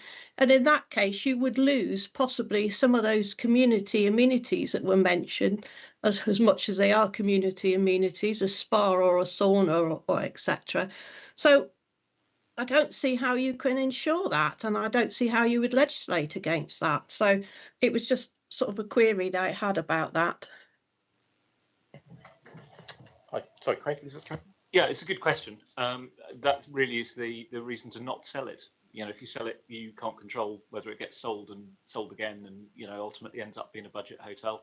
The proposal that we have here is that you would contract with an operator to a quality standard for the operation of the hotel to an agreed specification. So it's contractual provisions is the answer to your question. So I still don't really sort of get that, because are you not saying someone like, say, Premier Inn are not quality, because they would say that they were? But you've actually got a large number of quality hotels as such in Christchurch, haven't you, with Chewton Glen and the Harbour and King's Arms, and I can't think what the other one is. So, you know, I really don't see how you'd ensure that, to be honest. Yeah, I don't think anyone's saying anything different about quality. I think everyone's targeted different parts of the market, isn't it? Yeah, I think that, you know, people would say that they are good quality at various price points. You know, what we are looking for here is something that is I don't want to mention any of the particular brands, but you know, I think we probably all know the kind of places that you are perhaps towards the upper end of the market, but not necessarily the, you know, silver service and you know, footman in white gloves. That's not where the market is. You know, we all know of hotel chains that operate around the country that have very dramatic impacts on their local areas. Thanks for that, Craig. We've got Councillor Butt next. Thanks for your input, Councillor Edwards.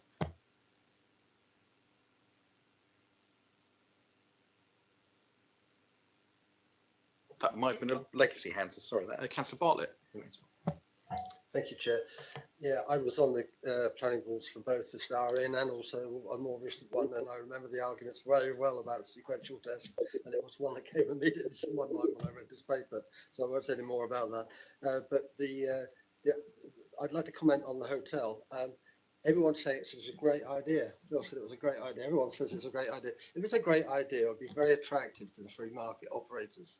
So let them take the risk, let them deliver it, and let not give the council the risk and the need to raise the funding and the finance for it. You know, councils aren't about running hotels as far as I'm concerned. You know, let the market do it. Thank you. Mr. Chairman, can you hear me?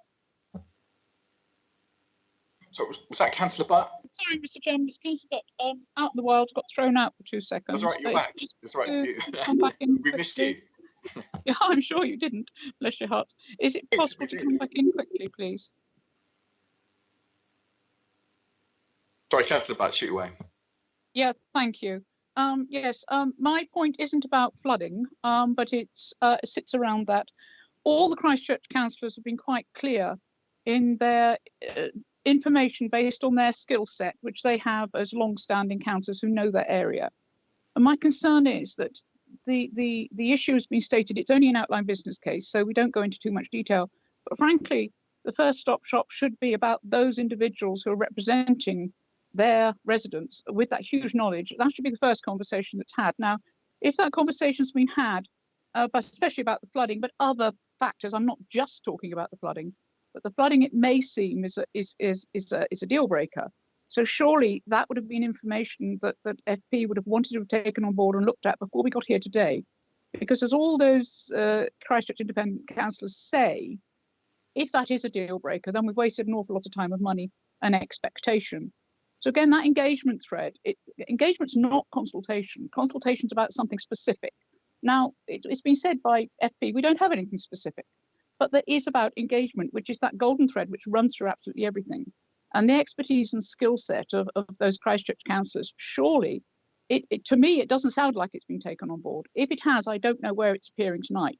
But I think we do need to be careful to always speak to our local representatives, our local councillors, who have a huge knowledge of their area, and specifically in this case with regard to the Christchurch Independents. Thank you. Thanks, Councillor Butt. I think a lot of this may have been answered already about engagement, that you'll be engaging as the project hopefully progresses. So thanks, Councillor Butt. I don't think. Sorry, Councillor Andrew. Sorry, Councillor Agnew. Can we go to Councillor Andrew? Yeah, it wasn't to comment on the Christchurch scheme. Obviously, I know where it is, and I've visited a few times in the past. But I've got no comments on the sort of the scheme itself, other than to listen to what's been said already. Therefore, my comment is actually about sort of. It's actually about how we do these discussions. Now, there's a risk I'm going to erupt in something big, but no, I'll keep it very, very confined. Is that I do have a feeling, with the greatest respect here, our discussion at this meeting, the worst thing that can happen is each of us comes up with what we prefer the design look like. Because I'm sure people wouldn't want me to come up with a design idea for Christchurch civic offices, for instance. I'm not a designer, I don't have that flair. We should be at this committee, if I may, doing something much more procedural in our discussion, which is to, in a more binary way, saying, has the consultation, for instance, just to pick on one aspect of the whole thing, has that been done with the depth and the comprehensiveness that is just okay, that is kind of enough? It will never be perfect, but has it been done sufficiently? Kind of yes, no. And if it has, great. If it hasn't, we critique that. And has it been done with the right people often enough? And those are the kinds of things we have. I do worry when we're starting to tip into what we prefer to see in certain elements of the design. We will be here right through to the following morning if we carry on doing that. I get the feeling from this that, again, like the previous scheme, the Chapel Lane, and when we come to the Poole Civic Centre, maybe there is something more to do. And it makes me think that a question in my mind is the ongoing by which it's done. So rather than pick on that scheme and that scheme and that scheme, what is it? I've got to feel I've got a challenge maybe coming up constructively, which is what is the way routinely for these schemes that the consultation and the input is being taken, so that we know we're arriving with a body of support when we get to OBC stage, outline business case stage. Thank you. Summarised it really well at the end there. Thanks. Councillor Broadhead, do you want to come back to that? Yeah, I think it's a good question to ask. And, you know, I opened this discussion with saying, we're learning, aren't we? You know, this is the first time we've been through this process with the new mechanism. I'm, as I'd said at the outset, not particularly happy that we're not sat here with documents which are public friendly that we can see. We'll rectify that last time. But I think Councillor Iyengar raised the exact point about not just what happens now. This is a good opportunity to go, are we satisfied that we followed the correct procedures to get to OBC at this stage? Sarah and I have been talking around some of the lessons learned around that process to date, kind of behind the scenes, so we can learn. And then the exact point that Councillor Iyengar raises about how do we take it forward, particularly around engagement. I just wonder whether it's worth getting an overview from Craig or Gail as to, first of all, you take this as an example, do you feel that the level of kind of outreach to this stage has been adequate, and what kind of consultation, who you've been speaking to take this one example, but also building on Councillor Iyengar's point, what comes next? How do we move these forward to, as we progress through the full business cases, that we can keep demonstrating that utility as members and organisations and partners and stakeholders? Thanks, Councillor Broadhead. Craig, you right picking that up? Yeah, I mean, I think this is actually a really interesting point, and it's you know, for me, this is, you know, the value of this meeting. You know, there's a lot of work needs doing. Each stage costs money, and you know, what order you do them in. You know, it sounds from the tone of the meeting, it sounds like maybe we haven't got quite as much of this as some people would have wanted, and you know, we absolutely take that on board. We can think about, you know, on the others, whether we do more of that earlier. That's something we, you know, we welcome guidance from you from. If that's something we should be doing, certainly we can take that on board. I guess the question is, what do we do about these ones now? Our thought process was, you know, we've got a concept, we're bringing it to you people. That's the start of a journey, not the end of the journey, in terms of engagement. You know, really, I'm seeking guidance from the group. Is that something that you want us to do more earlier, or do we, now start that engagement process? Yeah, I mean, it's difficult for me to summarise. From what I'm hearing, is that as you're going through the outline business case, is just to make sure that that thorough engagement, with members is done. I know you commented that quite often the work you did with the councillors in Poole, but replicate that across all your projects. I'm sure you're doing that anyway. But they can always be, more engagement is always more welcome. But it's good. Your point is relevant of when to do that, at what stage. Sorry, Matt, can we come back in? Yeah, could I just come into that, Craig? Thank you, and Gail. Just please accept there's nothing behind the question which is intended to be sort of cynical or sort of dark with a hidden something. It's really not. These are the good and the bad of all this. These are very big schemes. So this is not about sort of painting a yellow line on a road. We know that. Okay, so quite appropriately, the consultation needs to befit the size, the importance of the schemes that are coming forward.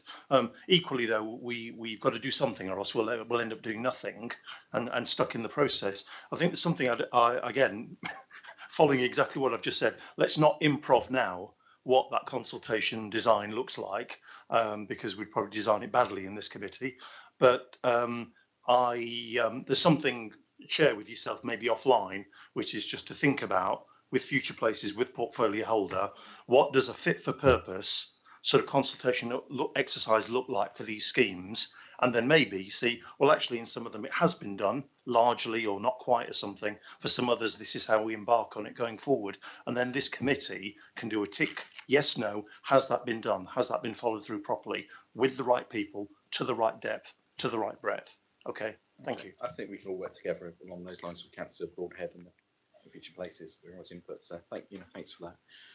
So Councillor Andrews, and I think just before that, if we've got any speakers after that, what may be a good idea that we summarise and finish off this agenda point and have a quick comfort break, because I'm aware they've been going for over a couple of hours now. So Councillor Andrews. Thank you, Mr. Chairman. As I've sort of highlighted earlier, I'm concerned about this report omitting a major aspect, reference to flooding. It's not being dealt with. There are some other things in the report which I'm not happy with. I have raised them during the week, but I never got a reply.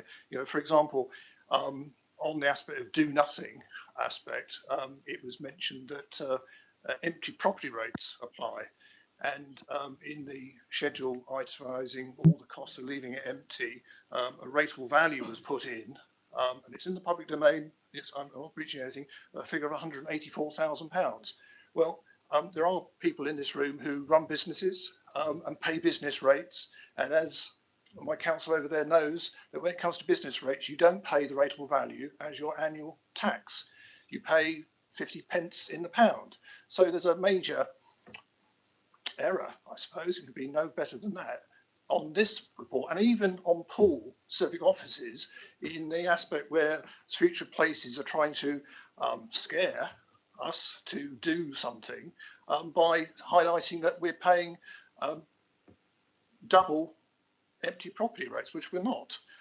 But on the aspect of what I've highlighted earlier, that we have a major bit of the jigsaw missing, basically I would like to propose a recommendation to Cabinet that any future spending or action on Christchurch Civic Centre offices is deferred until there is a proper specialist report obtained on the flood aspect, as per whether there's any chance, noting all the refusals, of getting a hotel change of use and planning permission for residential. Because I would hate to be in a situation a year from today or 6 months from today where, having spent even more money than we spent already, we're told you can't do it. Well, our own planning department has refused planning consent. It will be a major embarrassment. So before any further work is done, I think Christchurch Civic Centre should be taken off the list and deferred. So hopefully I've got a seconder. Thank you. Councillor Andrews, well, just take one thing. I don't think just one point you mentioned, like future places scaring people. I don't think there's any intention to do that. I think it's just highlighting risks of doing things and not doing things. What I suggest we do just before we finish, obviously because it looks like you've got a recommendation there and we're due a comfort break. Can I suggest we have a 10-minute comfort break because we're just getting to 8:20, and perhaps that will give you enough time to sort of summarise your recommendation, and then we can move forwards with the meeting after that. Does everyone agree with that? Yes. Okay, so we could just have a break and go from there. Is that okay, Councillor Andrews? Does that give you enough time to talk something?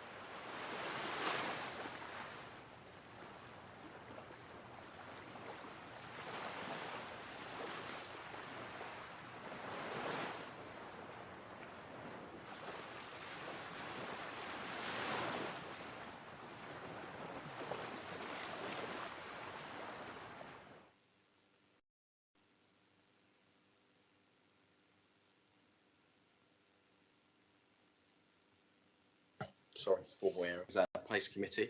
As we left the meeting earlier on, we were just waiting for Councillor Andrews to put together his recommendation, which he has done. Claire, are you okay reading it? Have you got that? Are you all right reading that out?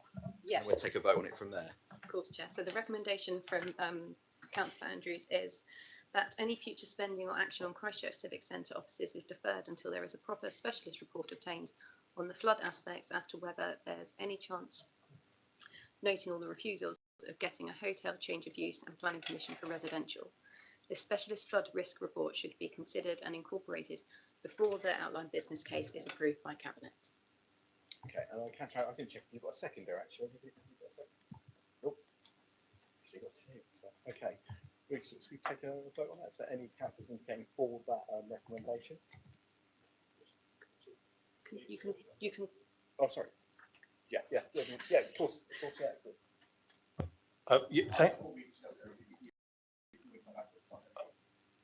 I'm sorry, I thought Councillor Andrews did only propose it just before the break, so I think we have only just heard it. It's only a nervousness. I'm not disagreeing at all with the kind of the spirit of where the council is coming from. I just wonder whether it's kind of overly prescriptive. Is there anything in that wording that we may give us cause to regret at some point? Because it's saying, if I've heard it right, no more spend at all on the offices. Might there be any other reason that some spend is required for some maintenance purpose, some health and safety purpose, some other purpose that is not being considered in this meeting as we think about development, but absolutely would be needed? It seems, for the purpose that the council is seeking, it seems a very, very prescriptive recommendation. That's all. Thank you. Yeah, I understand that point. Thank you for that. I would agree that you could massage the wording, but obviously we've got to be paying empty property rates. That's one thing. Yes, we could insert a word, reference this future places scheme. Okay, we'll come back to that. I know there's a few people want to talk to this. Sorry, Councillor Broadhead, do you want to come to Councillor Barton? Yeah, no, thank you. And again, welcome the spirit of the discussion. Again, this is precisely the point where we open the discussion at this early stage. Broken record time, warning. But we are at the stage here of outline business case. We've referenced that before, and clearly you've got to do a certain amount of work at that stage. But that's precisely why you go to the next stage. I would also delicately point out, let's not put I would argue not to put an undue burden on ourselves that we wouldn't necessarily put on others. I'd reference members to the fact that there is a residential scheme that's being promoted only next door, which is in exactly the same floodplain and is exactly the same issues. And I know that they're talking keenly with planners about mitigation measures that they can put forward that would enable them to get planning permission, as exactly what is the case, as I understand, with future places at the moment. They're opening dialogues and they've had discussions already with the Environment Agency around flood risk, as well as the planners. So actually asking for a piece of paper that says you can definitively do this before doing any further work is, in my mind, just a bit of a sledgehammer to crack a nut, considering A, what else is going on in this area, and B, our aspirations for the site. So accept the spirit. I would absolutely concur that we need to make sure that Future Places focuses on this as part of the next stage of the plan. Absolutely. But do we really want to not do anything unless it's a bit like saying with the other outline business cases, let's not do any further work until we've got a planning permission. Well, you can't do the planning permission unless you've done further work. And so I think we've got the phrasing slightly wrong here, because this exact point that Councillor Andrews raises quite correctly is exactly the kind of stuff that takes a bit of work to get to the bottom of. But I know that Craig or Gail have their hand up as well. Sorry, Craig, can I come to you first, then Councillor Barton? Sorry. Just thinking through the implications of this, there's just two comments that I would make. I wonder if we go and try and obtain a third-party flooding report, whether they would require more detail of the scheme than we have an outline case that would need to be done before they would be able to opine. We don't know the answer to that yet. I think it's really to the point that's just been made about whether this wording is just a little bit too tight and too prescriptive. Okay, thanks, Craig. Councillor Bartlett and Councillor Hadley. Yeah, I thought it was probably a bit overly prescriptive, and let's face it, the need to obtain planning consent it's just as important actually as getting a report saying the flood thing is okay. You know, you could argue you need a planning consent before you decide to spend any more money other than just on the planning. I think it's, you know, the words needs to be loosened to seek advice at the earliest stage or something like that. Something that, you know, it's clearly you build up the planning requirements as part of the planning assessment, and you know, a flood report would form part of that anyway. I think it's just words to say seeks advice at the earliest point in the business case, something like that. Yeah, but for me, you know, sitting here, I think that's a really good suggestion, use of words. So I don't know, before we go back to Councillor Andrews, would that be acceptable, Councillor Andrews, if we had it in Councillor Bartlett's comments? If you could highlight which phrase he wants to insert. I don't have your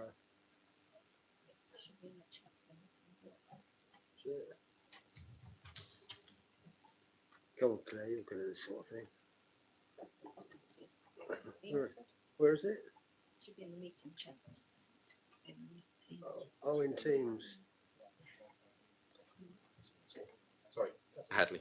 Yeah, thank you. I mean, I think we weren't trying to be obstructive with this. I think it was recognising what particularly the councillors from Christchurch were saying, and one of them did put in a private chat that, you know, they had been waist deep in water there. That's why the floodgates are there. You know, it really is a risk, and it seems to be a real showstopper. So before we commit further money, and the proposal to cabinet is not just to commit the OBC, it's to commit the full business case funding. So I think what we were really trying to say was, look, we shouldn't be committing any more money until we're very clear that the flooding is not going to be a showstopper for this project, because that seems to be of the highest risk here, and not least also it doesn't look great if there are other buildings like the Old Star that were refused on the basis of being in zone 3A. You know, right, it's next door, but one is next to the other side of the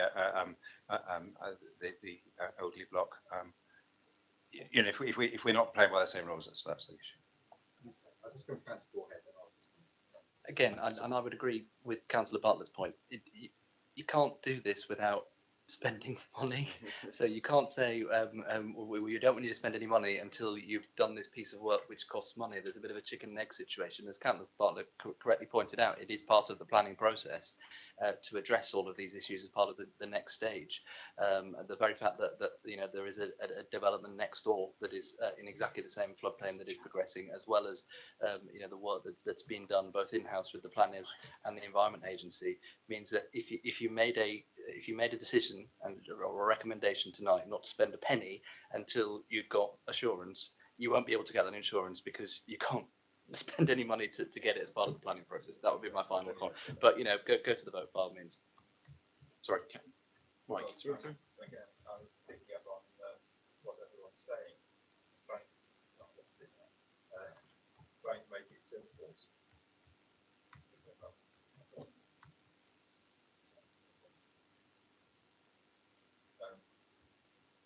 Trying to make it as simple and straightforward as possible. That obviously would allow other work to be done, but would delay the approval of the OBC by the cabinet. A specialist flood risk report should be completed and incorporated before the OBC is approved by the cabinet.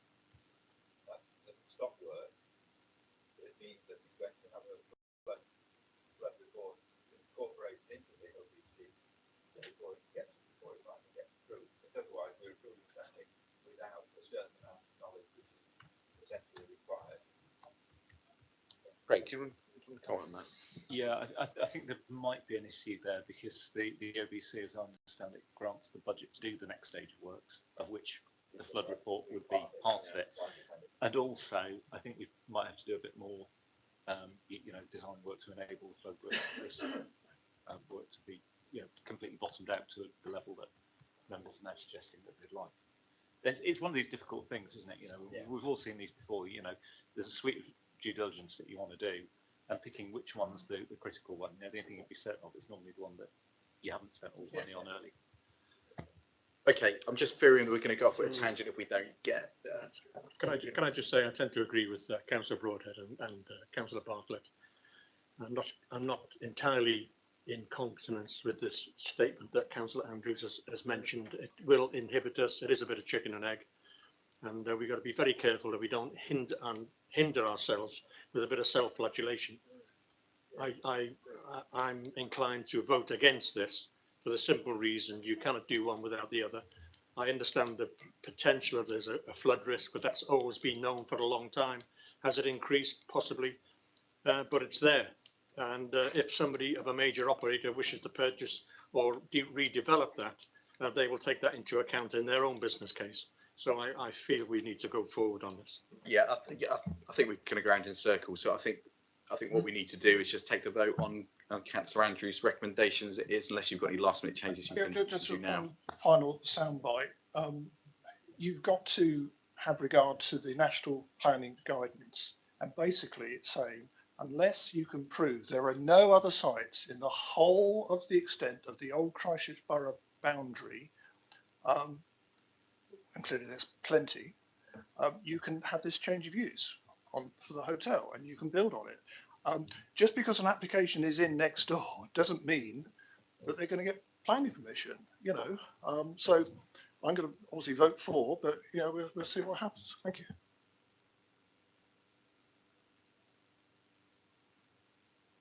Yeah, what I was going to suggest is that the motion is quite simple. It says that a flood risk report is obtained as part of the OBC. You know, that,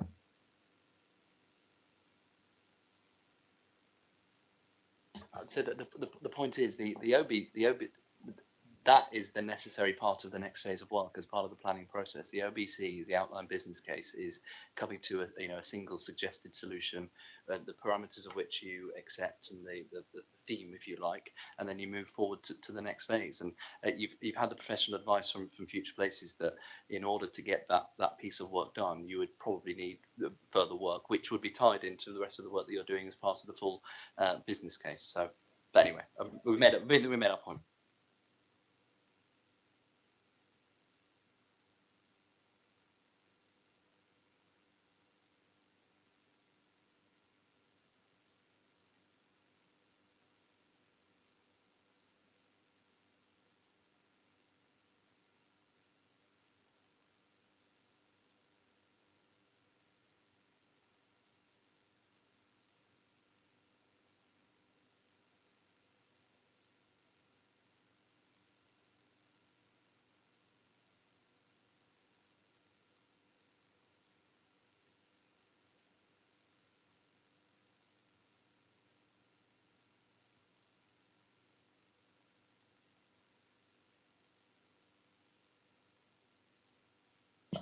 Sorry, can I just clarify for the stream, because I didn't have my microphone on. Yep. There were 3 votes in favour of that proposal, 6 votes against.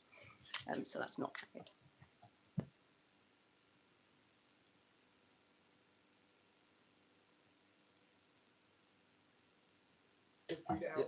Ask for a second. Yeah, proposed that the flood risk reports are obtained as part of the OBC. I'll second that.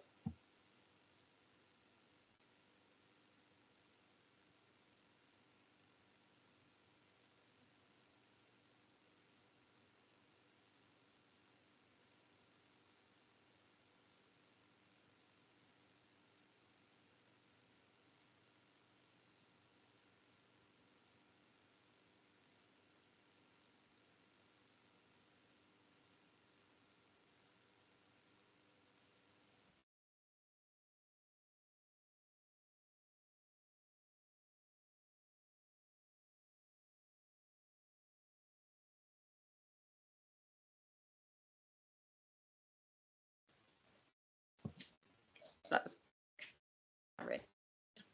Thanks. Just clarify, Chair, is that recommendation to Cabinet or is it just a recommendation to the portfolio holder at this stage? I think it's probably to you, isn't it?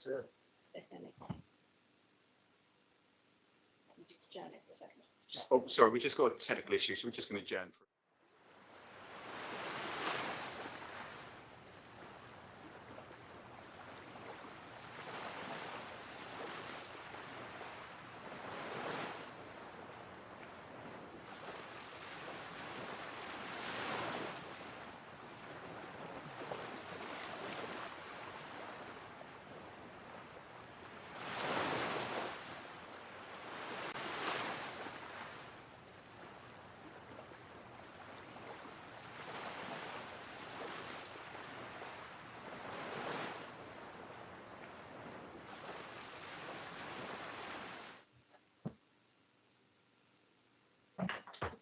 you. Sorry about that. I understand that some people may not have been able to hear the vote.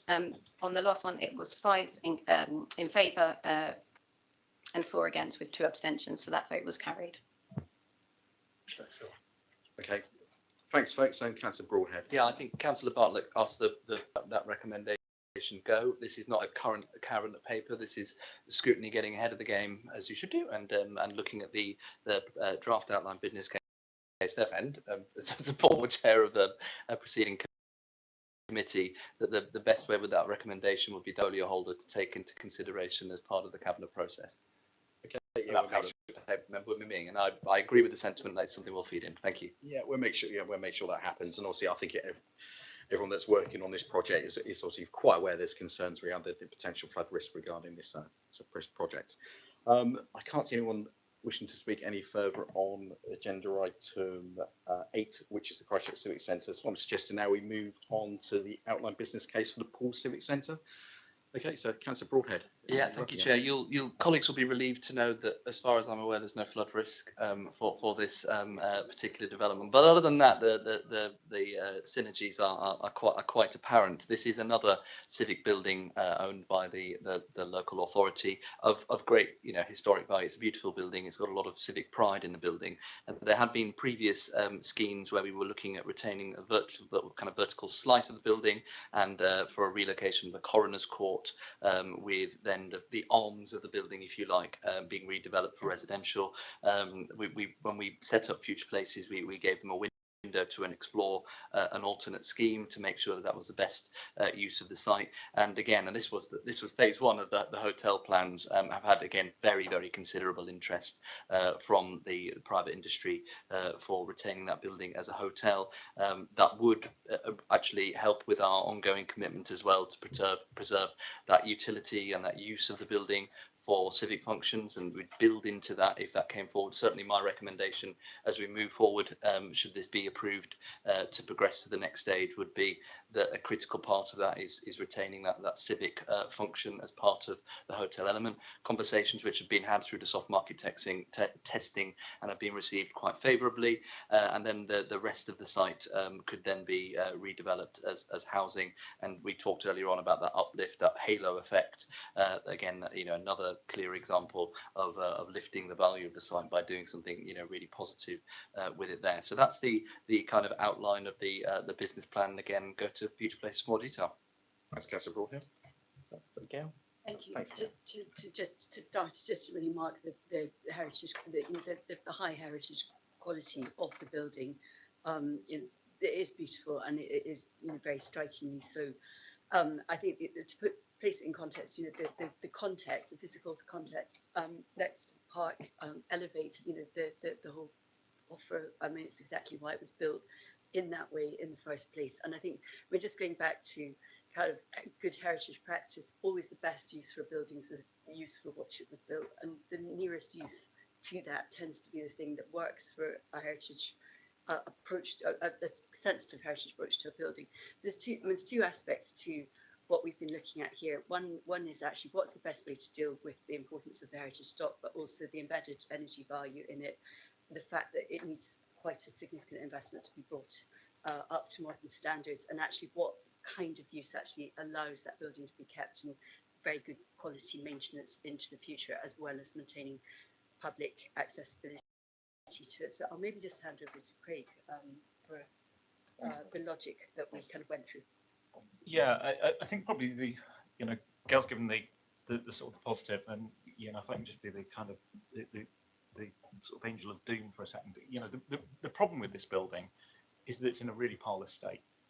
Condition wise, it's sadly been neglected, it's been under maintained, and frankly it's a problem. There's possibly 11 million quid of the catch-up capex just to get yourself back to a building that's in a reasonable state. Once you've done that, letting it as an office is probably still not an option, because the windows don't meet current environmental standards. There are new standards coming down the line at us that require ever increasing energy efficiency. The building would need very substantial upgrades to get to that, and even when you've done all of that, you're not going to end up with the kind of floor plates that the office market demands. now. You know, if you think about the shape of the building, it's almost like a donut. You know, you've got quite thin arms with a central corridor and rooms off either side, which is just not how how offices are configured anymore. Fortunately, it is how hotels are configured. You know, central corridor, rooms off either side, lots of windows, brilliant. That said, that we really did struggle with the works around this. An awful lot of work has gone into it from the team. It's fair to say a lot of interest from the market. You know, as we said, very, very high quality operators almost universally liked it, got the proposition and thought that it would convert well. There are some howevers. It's got a lot of public space as a ratio of hotel. You know, hotel operators typically like to try and have as many rooms as they reasonably can, because that's what you generate lots and lots of revenue from, having lots of people in there. If you think about the old council chamber and the rooms underneath it and the foyer area, they're extremely beautiful. They are fantastic heritage assets, but there's a lot of them. So that kind of changes the use a little bit, and it changes the kind of hotel. You know, to the comments we had earlier, it's not a building that would lend itself well to the budget operators, because that would just be waste space to them. They don't want that kind of space. It's fair to say that there's a bit of a debate around exactly how many rooms you would get out of it.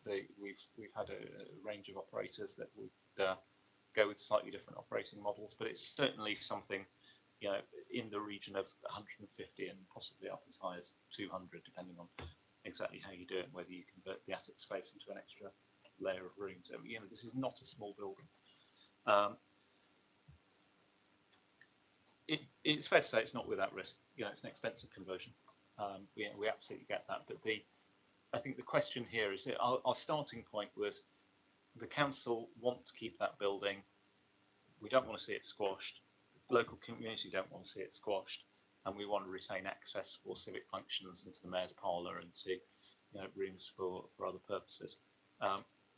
We absolutely get that, and it's right that those kind of uses should be maintained.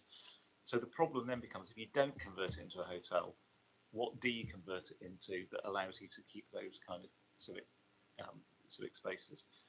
We've considered a lot of options. You know, as Gail mentioned, we've looked at office. There was a prior scheme done by, I think it was BCP's housing team. I could be wrong there. Which it's really problematic. You know, I think they managed to get about 16 apartments out of it and a vertical slice at the front for the coroner's court. Lots of issues around how you get people in and out, you know, without punching big holes in, you know, what's a lovely facade. We've had some suggestions from the pool charter trustees about using it for a sports centre or something like that. We were intrigued by that. We took it away. We've been working with that to see if it's a possibility. It's not, is the punchline. You know, sports centres are big and rectangular and energy efficient because they use a lot of power. You know, this building doesn't lend itself to that kind of conversion. You know, thoughts around whether it could become some sort of community centre. Again, it's big. You know, that's a lot of community space. What are you going to do with it? How's it going to fund itself? I think from a viability point of view, that's not an issue. So, you know, all of this keeps coming back to, well, look, if we want to preserve it and we want to have access and we want to be able to use it for civic functions, what can we do that's really defraying costs rather than, you know, necessarily something that's you're setting out to make a ton of money out of? And you keep coming back to this hotel. And the thing that's really intriguing about this is if you go down the boutique route, you know, there's very good evidence that you create this halo effect, as it's called. You know, it brings up the whole area around it. And it's jobs. You know, a hotel of that size is at least 200 new jobs, plus all the suppliers and, you know, on events from there. So I think that's, you know, we're starting with a difficult asset, but one that's loved. What do we do with it? And I think that's really the journey that you go on to get yourself there. Now that then leads you to the rest of the site. You know, obviously some portions of the campus have already been sold off. We think that there's capacity for 362 homes on the remainder of the site. That's clearly something that's very much needed in the area. It's quite a substantial number, and you know, hopefully that's something that councillors agree with. On the downside, there is a loss of parking on the space on the site. You know, that's something that again possibly will be a topic of discussion in this room. Yes, great. I mean, before I go to other members, I mean, this is a hugely interesting project for us. And initially, when I had the initial outlay that you made at the trustee meeting, I think there was lots of different comments from the members of the council who were present. But for me, I think it does lend itself to a hotel. It's a really key location, and when people that live outside of Poole and outside Dorset, when they think of Poole, they instantly think of the beaches, but they think of the park as well. And I can really see that being a really good win for Poole and retaining the civic function in there. I mean, how great would that be if you're coming down from Birmingham for a lovely weekend on the beach and you see the mayor, him or her, rushing in to get the gold chains, rushing out. So I think that just adds to that prestige and that bit of history that Poole is so keen to protect and promote. I think it's a great project. Again, expensive, at risk, but I think it's it's something that would be exciting if we can put it off. So I could just move back to the committee. Sorry, Craig. If I could just respond to one of those points. I mean, one of the things that was quite interesting, so it's a bit of an amusing anecdote, but we started looking at this. The Poole Trust trustee said, well, can we have a strong box in the basement or something to put the robes and the chains in? The comment that came back from some of the hoteliers was, well, why can't we have a big glass case in the foyer so people can see them? There's that interest in the civic pride.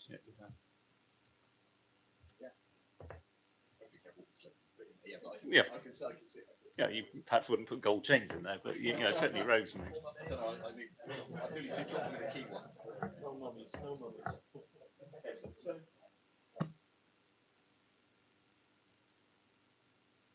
Councillor Hadley, do you want to start off?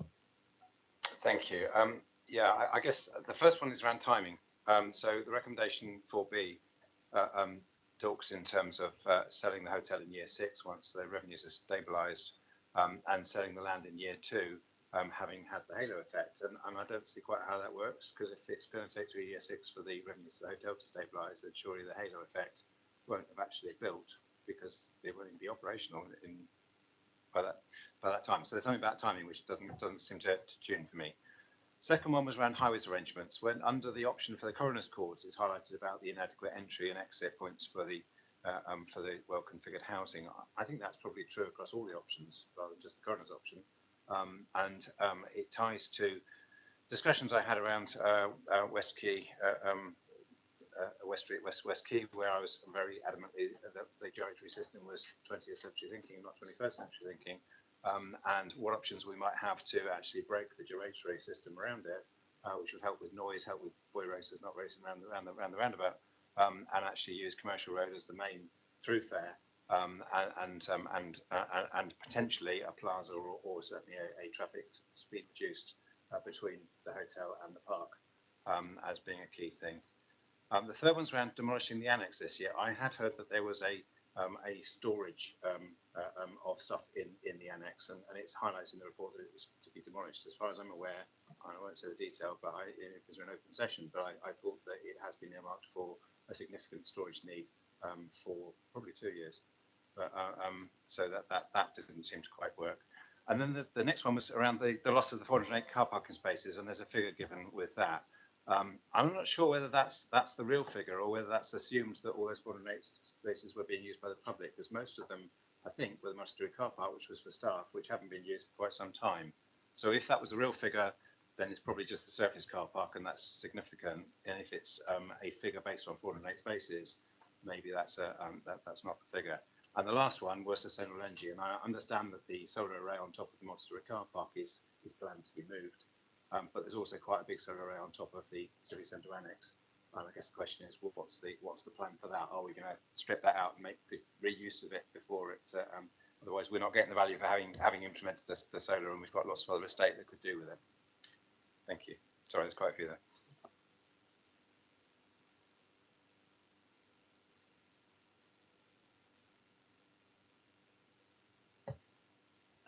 Councillor Andrews.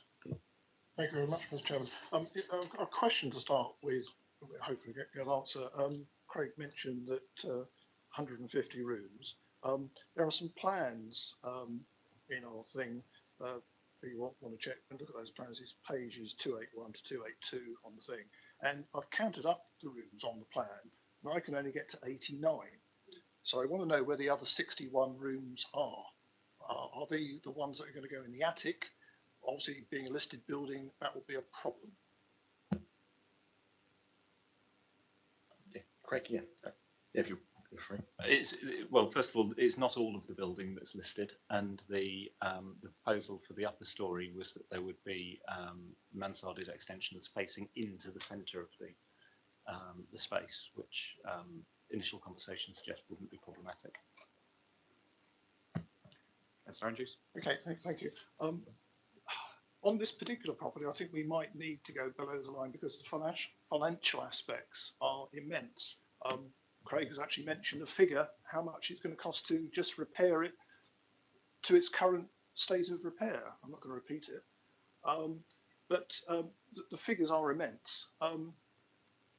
Poole is not and hasn't been regarded, unfortunately, for the people of Poole as a prime hotel location. Bournemouth has. As somebody who values hotels on and off over the years, values a quarter-deck hotel which was being knocked down flats. I even appeared on the Hotel Inspector. I won't send you the link to that particular show. But I am concerned about the cost aspects. Only in today's Echo it's being reported that the Norfolk Royal Hotel has been sold for, well, they were quoting £8.5 million. If we particularly wanted to get into the hotel business, we should have bought that one, which is at the fraction of the cost that we're planning on spending on this property. Okay.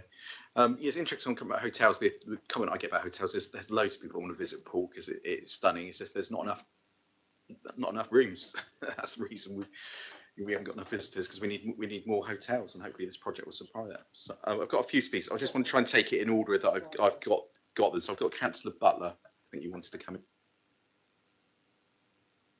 Thank you, Chairman. Yeah, I just wanted to say Poole Civic was actually built for the people of Poole in the 1930s for civic and community use. It actually included an art gallery up in the higher floor, which must have been lovely in its day. And when the Unitary Authority was formed in 2019, it became the property of the BCP Council. At the moment, the mayor hasn't got a home as such, and of course in the past it was used to host visiting groups from abroad and all sorts of different community events, so that it's really vital that we keep that function even if it is within a hotel. The thing that worries me is that the people of Poole have not been consulted on this yet as to what it's used for. The actual consultation date is quoted as June 23 this year, which is after the outline business case, which we'll have already spent money on. And then the full business case will cost even more. And I think we should really be talking about what people really want and their feelings about it. The options that we've had in the past for either the coroners or the hotel would both require parking. And if we get rid of the multi-storey parking that we've got at the moment, we're going to lose an awful lot of spaces that will be needed for either of those options, plus any housing that was put in. And the other thing is that there's a lot of things to consider, like the uncertainty of the money situation with political change and inflation, wage increases and all the rest. So as with every development, the cost will always be higher than its first thought. So that the high expense of the professional fees as well, and also the need for the architectural and historic integrity of the building, that it's kept. The thing that I'm concerned about is that we need to know at an early stage from the conservation officer and others about a survey or risk assessment as to any damage that might be done in conversion, especially internally, because the whole building is listed for the actual shaped civic building. and any internal features are included in that. So, you know, we have to be really careful about that. So I'm hoping that that will be taken into consideration. And also, I'm very disappointed that we were promised that the Civic wouldn't be sold. And there's, you know, a suggestion that maybe in the future it might be, which is very disappointing. So perhaps you could maybe confirm on that for me. Yeah, thanks, Councillor. Thank you. There was a lot in there. So if I just go to Councillor Broadhead first of all, then I go to Craig from Future Places, and then we go from there. Is that okay, Councillor? Yeah, thank you, Chairman, and thank you, Councillor Butler, for your input. I'll come in on the last point, if I may, which is, you know, we have made that commitment that we should be trying to retain our assets, particularly some of these ones which have a civic element in them, and I would want to see that maintained in the future as well. Again, broken record time, we are at outline business case with these, which is the level where we asked them to come forward and say ideas about what options are available to us. And then as part of that next full business case stage, a lot of the points that you have raised, a lot of the points that have been raised are taken into the mix. So the current proposals, as we see in the draft business plan, draft outline business case, it's getting late, Chairman, is for the possibility of disposal after a number of years, for instance. That is an option, and then what I would expect as we progress through to the next phase is more viability work. Is it better for the council to retain that ownership in the long term and benefit from income? Is it better, as I'm sure Councillor Bartlett will say, will be maybe spend a little bit on getting that viability up, so we know it's a viable proposition, and then flog it off to an investor that might want to retain it. Clearly, that will, you know, move against what some of us would like to see. But those are options that we have to consider. So we've given the task to Future Places to come up with the outline. That's what they've done, and now it's for us to feed that input into the next stage. The final point in engagement, I think. You know, I know how much tremendous amount of work Future Places have been doing. I think, you know, I had feedback the other day, I think 180 different events outside of the council with people through a whole host of different things and charrettes and 360-degree consultations and everything. So I don't doubt how much consultative work they've been doing. There is a chicken and egg situation with these, though, in terms of you've got to have something to consult on. And I would argue that, you know, you can't really go out there and speak to people definitively without knowing what the options are, and that's exactly what the stage that we are at now.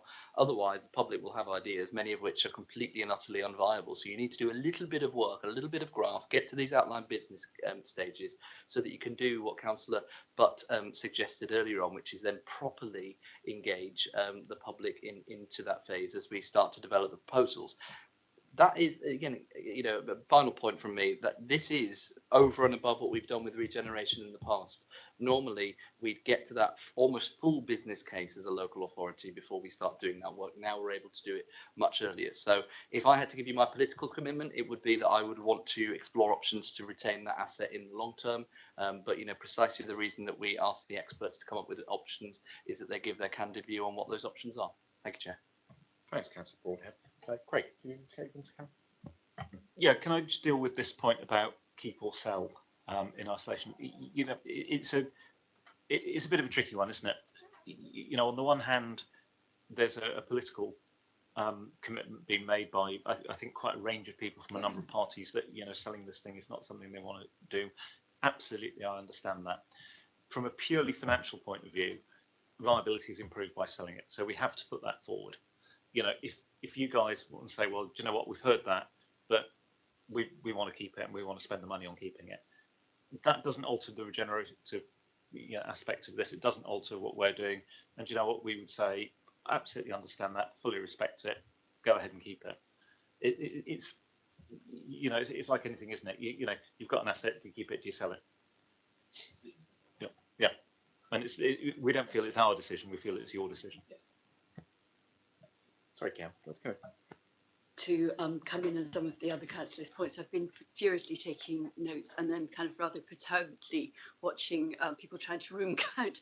And I think actually, Councillor Andrews, I think you picked up the illustration that went into the outline business case did start off at around about 89, 90 rooms. And what came back from the soft market testing was the view that that had to be improved in terms of numbers. So we have worked with hotels who've had an interest in looking at how those numbers could be improved.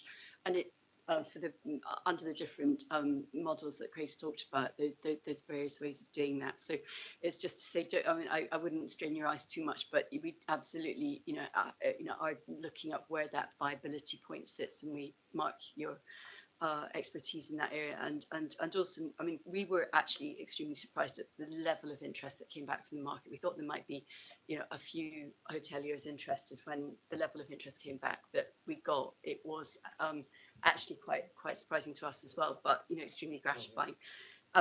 On Councillor Hadley's point about the road traffic arrangements, we absolutely mark that it could be an opportunity to look at, at the very least, at traffic calming.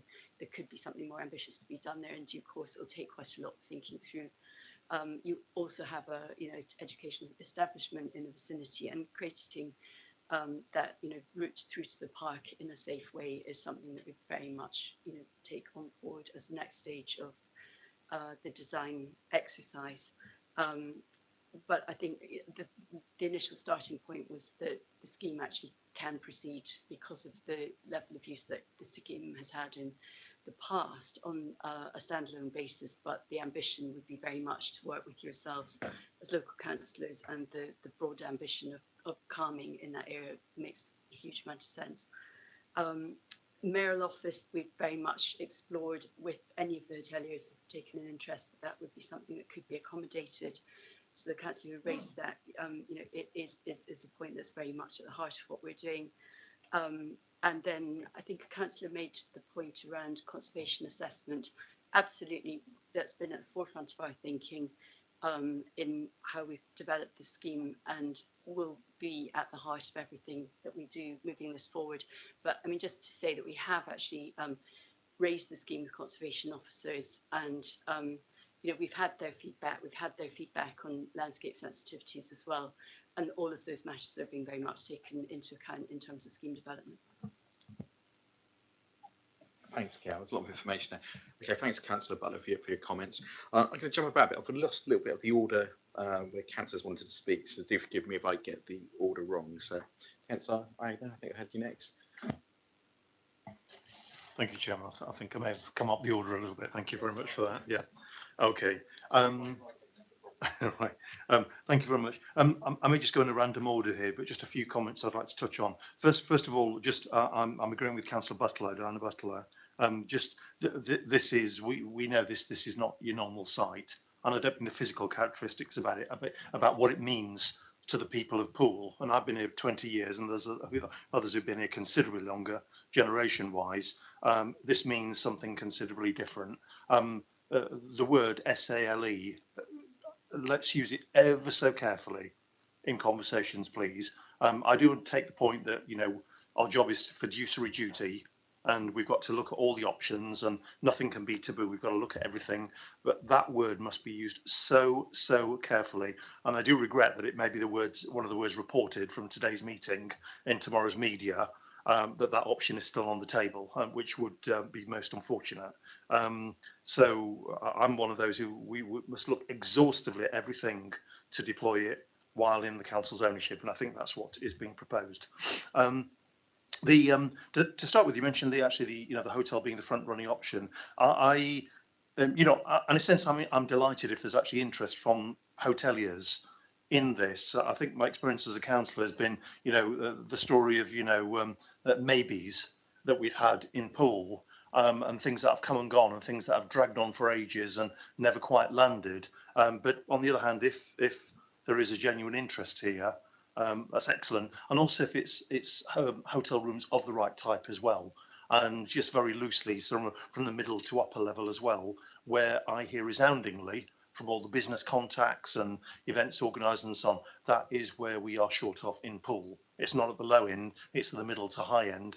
And heaven forbid, I know one certain person who says when they have their sort of most prestigious guests coming to pool, they end up going to a venue, a well-known venue, just actually east of BCP, actually, which you can probably guess which one I'm talking about there. That's how far they're having to go.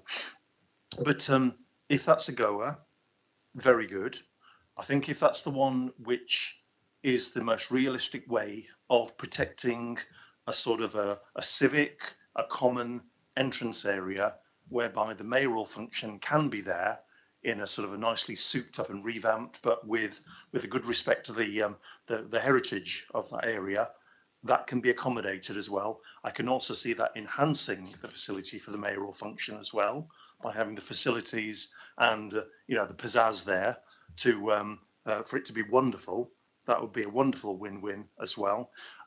Also, the idea of it being a hotel is the fact that actually the access there would be particularly good off the main roads and so on. And just bear with me a second, because in the same way that I think of this site, also the stadium site, and I'll keep this very short, they're slightly on the main roads. They do lend themselves to being hubs, not that take away business from the town centre, but have a defined purpose on those arms coming out of town.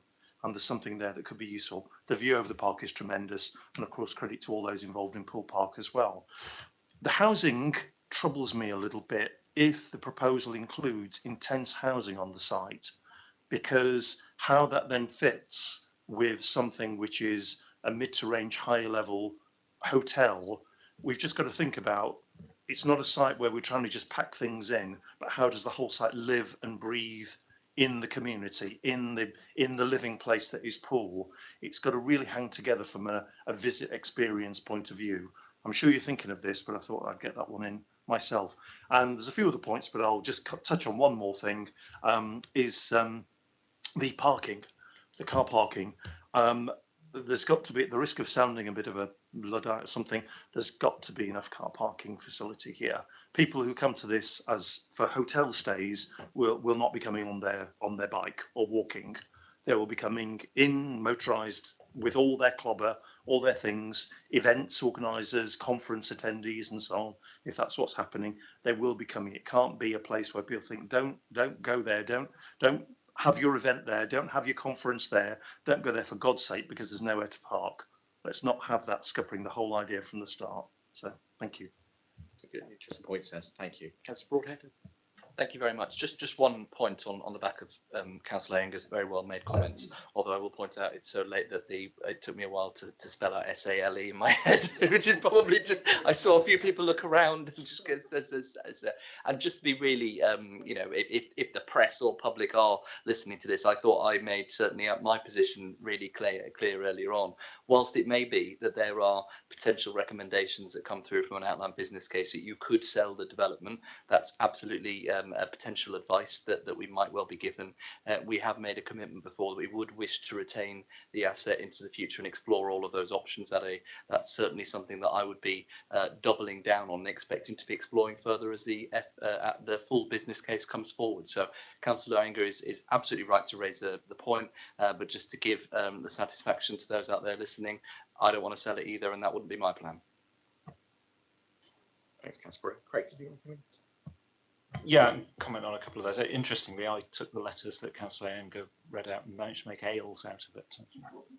I'm not sure if that helps. On a more serious note, on the parking point, you absolutely take your point on board. The proposals that are being worked up by the hoteliers that are looking at it all contain elements of parking that they have sized to adequately address their element. On the parking, I'm sorry, I've got a crib sheet with most of the numbers and I didn't write down the parking, but I can assure you that parking is part of that. And again, this is the outline business case stage. Parking is clearly something that's necessary across that site and will be worked in. On the housing numbers, it's fair to say this was a subject of quite a lot of debate internally. It's a big site that we're talking about here. This is not very dense. If you look at it, it's nicely spaced. There's green space on it. It's fair to say that there's capacity on that site for a range of different types. You know, given where it is and the location to the park and this kind of thing, we think it probably lends itself quite well to either elderly and or extra care for some of it. The bit immediately adjacent going round from the hotel clearly is the bit that will benefit most from the halo effect, and will take the most uplift from that, and we should try and capture that money for the council to spend on other things and other homes within the area. Thanks, that's some interesting points there. I think we've got our bits. I've lost orders, but I think waiting patiently, like we've got Councillor Hadley. So, Councillor Hadley, would you like to come in? Oh no, Councillor Howe. Sorry, my mistake. Councillor, it is getting late. Councillor Howe. Yes, thank you. Yeah, I mean, I think we should first say that it's fine Councillor Broadhead saying he doesn't want to sell it, but it should be pointed out that he made a lot of political capital, and his party did, about the fact that the Unity Alliance listed the Civic Centre in the general transformation assets, which was just a preliminary pot of potential assets that could be disposed of. But we were certainly very clear that we weren't going to dispose of the key elements of the civic function, the council chamber and the surrounds.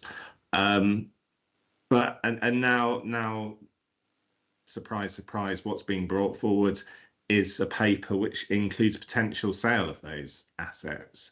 So, certainly we never went that far. We never indeed considered it at all. Got to the stage of, because we were very early on in the transformation process. Now, I think what councillors from both sides want is to retain the civic function area, and that was the reason for going for the vertical slice.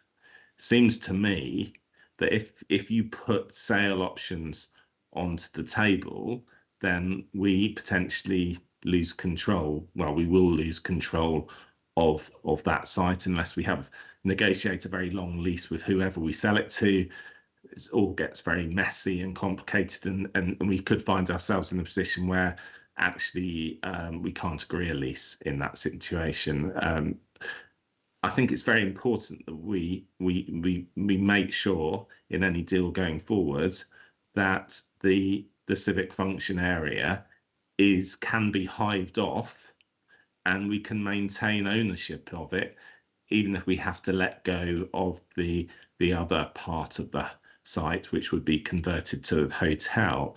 Now, I would have thought it would be possible, given that there are two entrances, to design a hotel which made use of the civic function area, but it wasn't necessary to maintain that area for future use as a hotel in the event that the initial user goes bust. It's important to have that flexibility, and then I would feel more comfortable with it being a hotel. I mean, I think that the problem with including hotel options for sale here is that, I don't think the councillors want that. And we're spending money, Future Places is spending money investigating options that really, I don't think are runners. Yeah, I think that's the key point from me. But I suppose the other thing is just that we need to make sure with whatever operator we do engage with, that they bear the financial responsibility for doing the renovations, and that the contract with them is watertight enough that we don't find ourselves actually, inheriting a big liability, a hotel that it doesn't work as a hotel, that's been fitted out as a hotel with bills that need to be paid, and that would just be a disaster area, and that may require some form of bond being entered into, which gives the protection in case that the entity we deal with goes bust, and that may be financially the actual supplier may not be interested in doing that. So there's just a lot of financial issues here that need to be sorted out with the hotel operator. So I think that is the absolute priority, really, to give us comfort that this is worth going forward with. Thank you.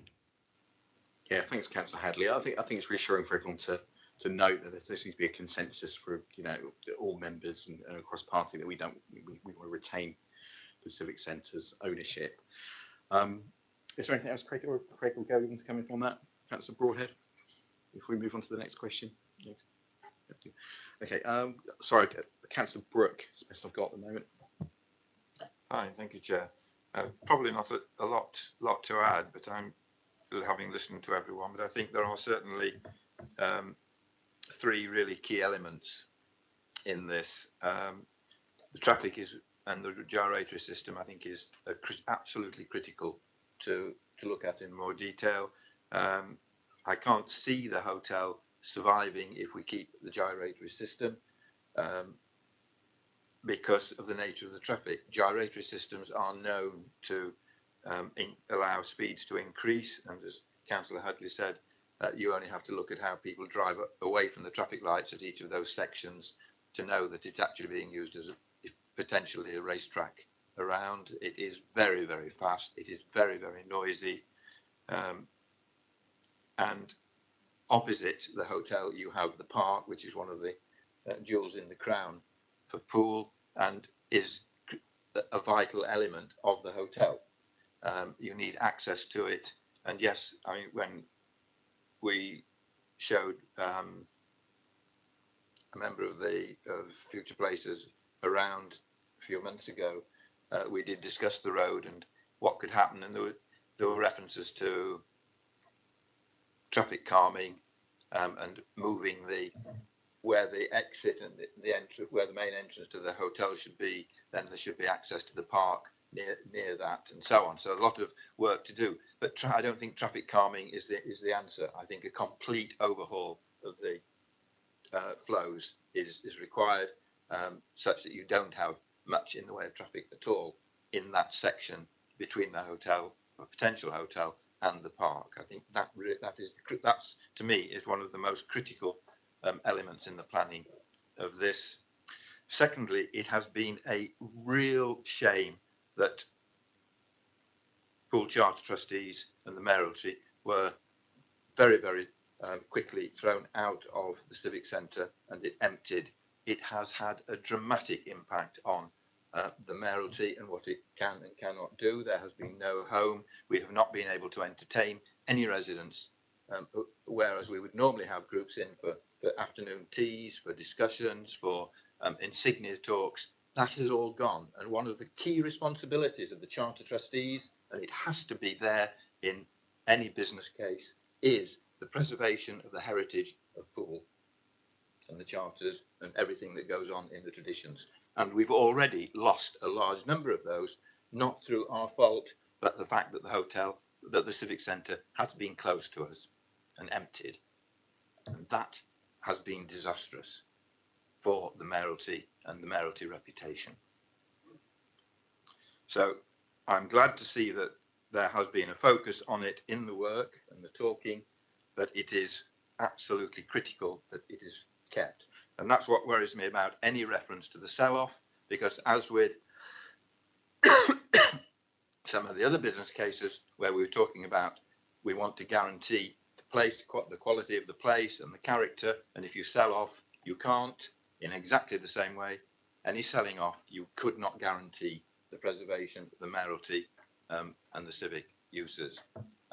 And that to me, again, is another really, really critical point. And Diana, thank you very much for raising that as well. And the housing is an issue because I don't really know quite what sort of balance you can actually get. You've got private rent opposite, just being built. There's private to rent older properties on the other road. Some of those are reasonable quality, but we need, our biggest need is social housing. And if you put social housing on that site, which is what the numbers are sort of suggesting, I think there is a potential issue in terms of the high quality hotel and social housing adjacent to each other, which is why I say the housing balance needs to be really looked at and thought through to ensure that there is the right sort of provision. And again, 3 and 4 bedroom homes with gardens and so on. And are you going to get that on that site? So, you know, there are a lot of things still, a lot of work to be done in terms of the placemaking associated with this. And I know that there are some questions about the financial elements of this, and I think we probably, Chair, need to begin to go into confidential. Well, you're the Chair, sir, but I think. I mean, there's a lot in there, but you know, again, I think that we're all in agreement that we want to protect the civic functions within that building going forwards. Yeah, and the one thing I cannot support, obviously, because it does recommend selling off after 6 years, is your recommendation of those, and I personally cannot support that. In the same way, Chair, that the Chapel Lane car park, I cannot support recommendation C, because I do not believe it is redundant or surplus to requirement as a car park. Okay. There are other, we might have surplus numbers, but you look at other car parks in which to say that's where the surplus is. So I can't support C in the first batch of things because we haven't actually voted on those recommendations at this point in time. I think we were just seeking just the committee's comments on I want it recorded that I can't support. Yeah, of course, Mike. C, and I would abstain on B as well on that first one. But I can support A, putting it through, see where it all goes to, and I can't support the current recommendation from Future Places. Thanks, Mike. There's lots of points there. Thank you for that. I think we'll just go back online now. So Councillor Butt's been waiting very patiently again. Thank you very much. Yes, with regard to engagement, which is obviously my remit, but obviously the remit of everybody in the room, and it's been proven throughout this long discussion this evening that it is absolutely pivotal in everything we do. Now, Future Places, I think, are hiding their virtues here a bit behind a bushel, because there is nothing really specific in the report which tells us of the huge piece of engagement they've been through.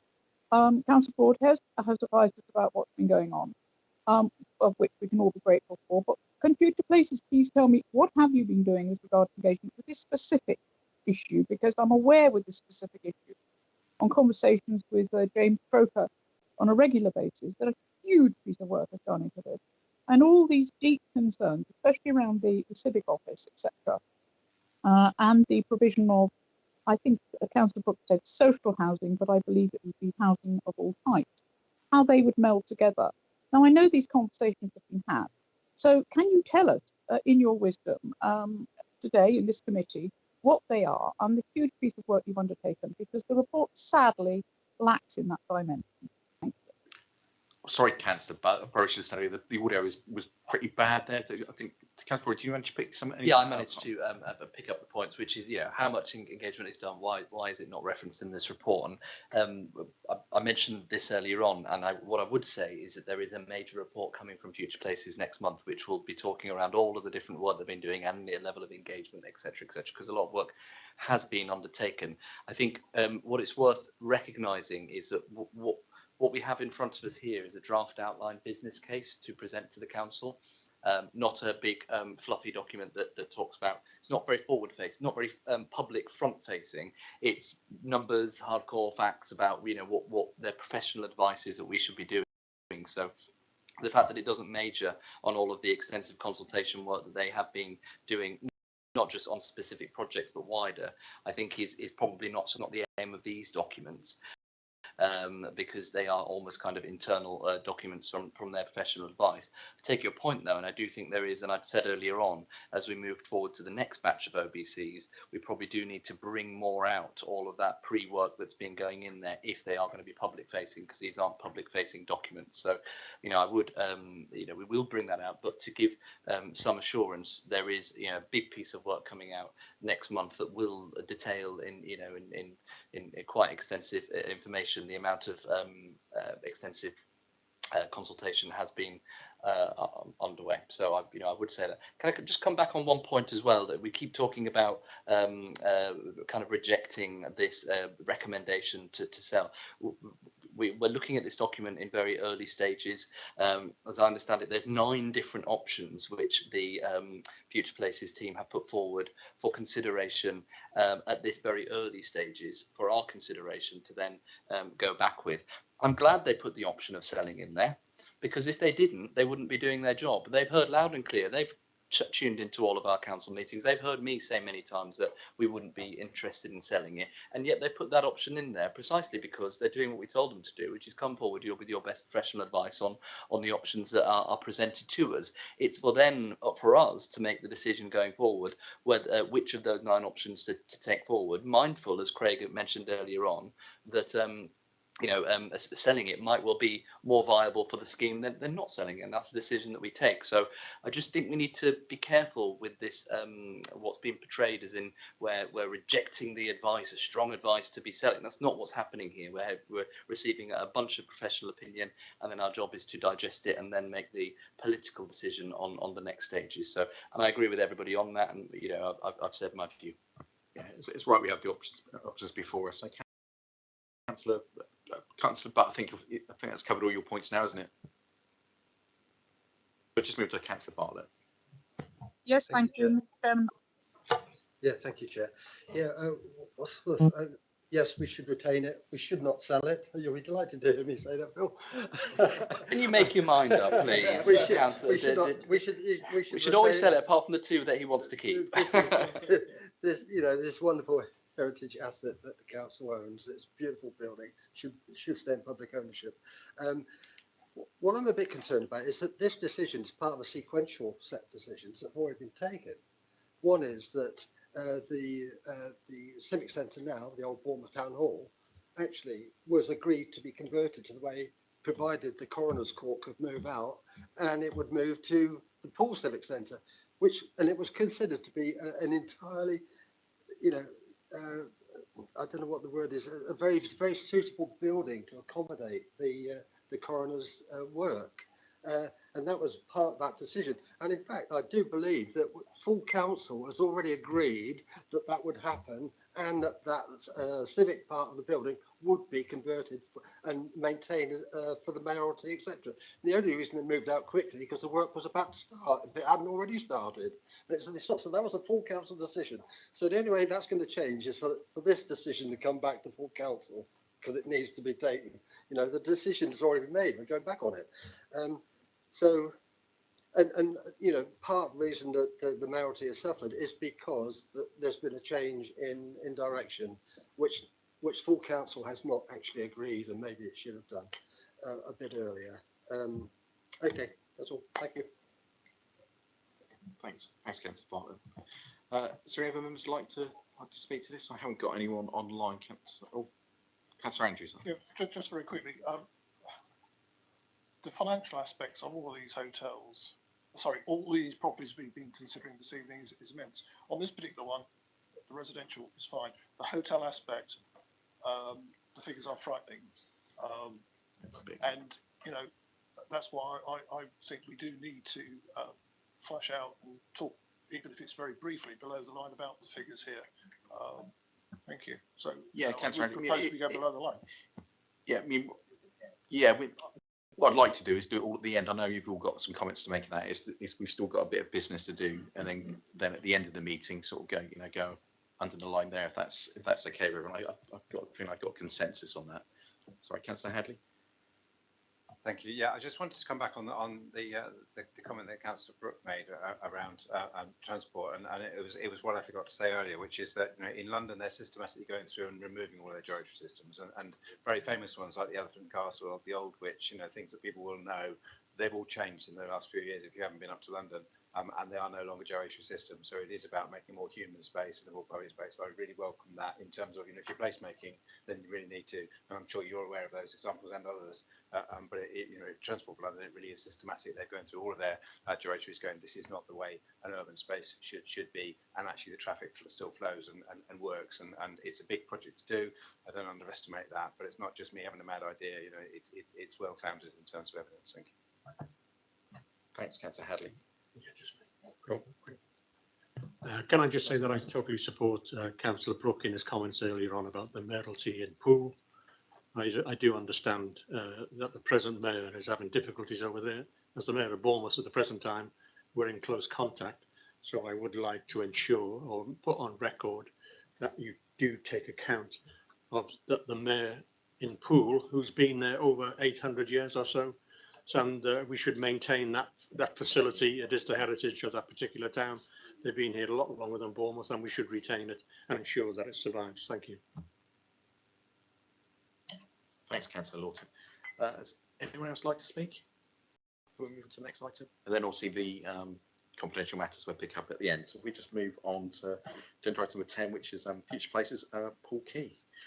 There's no covering report for this, but I think, sorry, Councillor Broadhead, I think you're on stage again. Thank you very much, Chairman. And again, this one is slightly different to the others. It's not an outline business case, it's a project outline case, because differently with this one, we actually asked Future Places we commissioned them essentially to do this piece of work, really looking at a kind of concept design around the public realm at Poole Town Quay to inform the next steps. Poole Town Quay is obviously, as we all know, a fantastic place. There's a lot.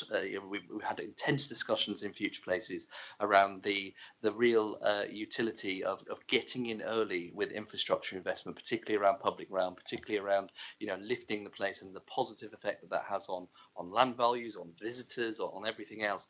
And Chairman, it's often the thing that comes at the end. It's something that councils never really have much money to do with, or a pot of money comes across from government and you try and scramble around and come up with a bit of an idea very quickly to bid into them. And we wanted to get ahead of that. First of all, we wanted to build on the brilliant work the Future Places are doing actually around using the seawall and the new water defences and making the most of that as a joined up facility and having that as as almost like a platform to use a pun to do placemaking as well. So they'd already been doing this joined up piece of work, and if you're going to put significant funds, which we've been awarded to improve the flood risk and all of that kind of stuff, how can you maximise that to make sure that it's really joined up and really placemaking?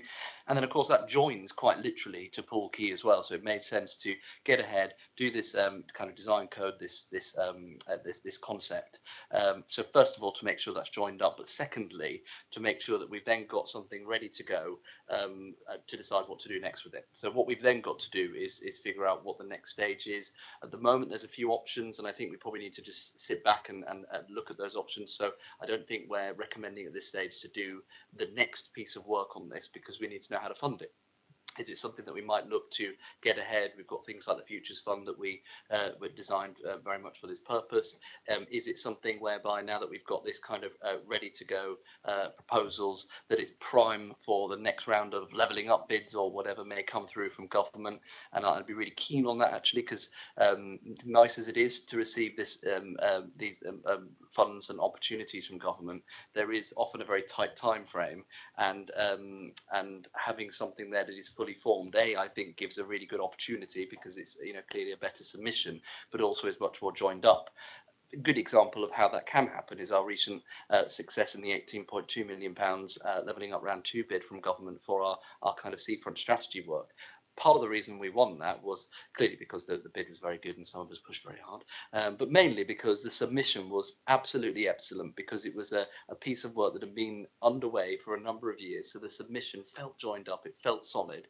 And I think this is the aspiration with the work that's gone on here. So There's nothing really to approve here. The work's been done. It's really for noting. What we've then got to do as a council is figure out what comes next, what funding sources might be available should we wish to take it to fruition. And I'll pass over to future places to tell you more about the project. Thank you, Okay, Councillor. thanks, Gail. Okay, just to reassure Councillor Butt that we've been through a very extensive process of engagement on this exercise, that we've done what we call a 360-degree stakeholder engagement exercise. This is led by, I mean, the difference here is this is a piece of public realm. There's a large number of stakeholders who have an interest. They've got business interests, personal interests. There's groups who use the space on on a regular basis, events that take place there, and then you've got different categories of people within the community with specific needs. So, as well as looking at cycling, pedestrian and car use, we're also looking at people with different movement and access kind of perspectives, so that we're actually really testing how that space is used by people, young people with families, people who may have movement and access issues, older people who might be on mobility scooters. All of that's been examined in a lot of detail to come to the design proposal that you've got in front of you. The designers themselves couldn't, we asked them to pursue two separate options. And I think some of the advice that we'd like to take from the group, in fact, tonight is around how we proceed with, testing those two options. One is for a fully shared surface, which would rely on road closure and entirely taking movement out other than for servicing requirements. The other maintains a carriageway, which is quite distinct and which would look at all-wheeled use, actually trying to stick to that carriageway. So whether it was bicyclists and e-scooters, that sort of thing, it would mean that there was a distinct territory within the space that wheeled vehicles would have to stay. It's quite an important point for us in terms of the next stage of design development. We really do need a steer on how to take this forward. Our view at the moment is to go to public consultation and to test it with the public. So if members could give us some direction on that, that would be helpful. Thanks, Gail. Councillor Hadley, I think I had you first.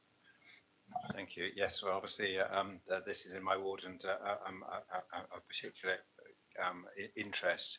I think what I do struggle with some of this, and I, to take Councillor Iyengar's point earlier about there's a lot of detail in here, and there's then the principles, but I did go through it in the detail, and one of the bits of detail is that it's two-way for cycling, and by squeezing the width of the carriageway and saying that the e-bikes, motorists and cycles will all be in the same piece, just doesn't recognise that.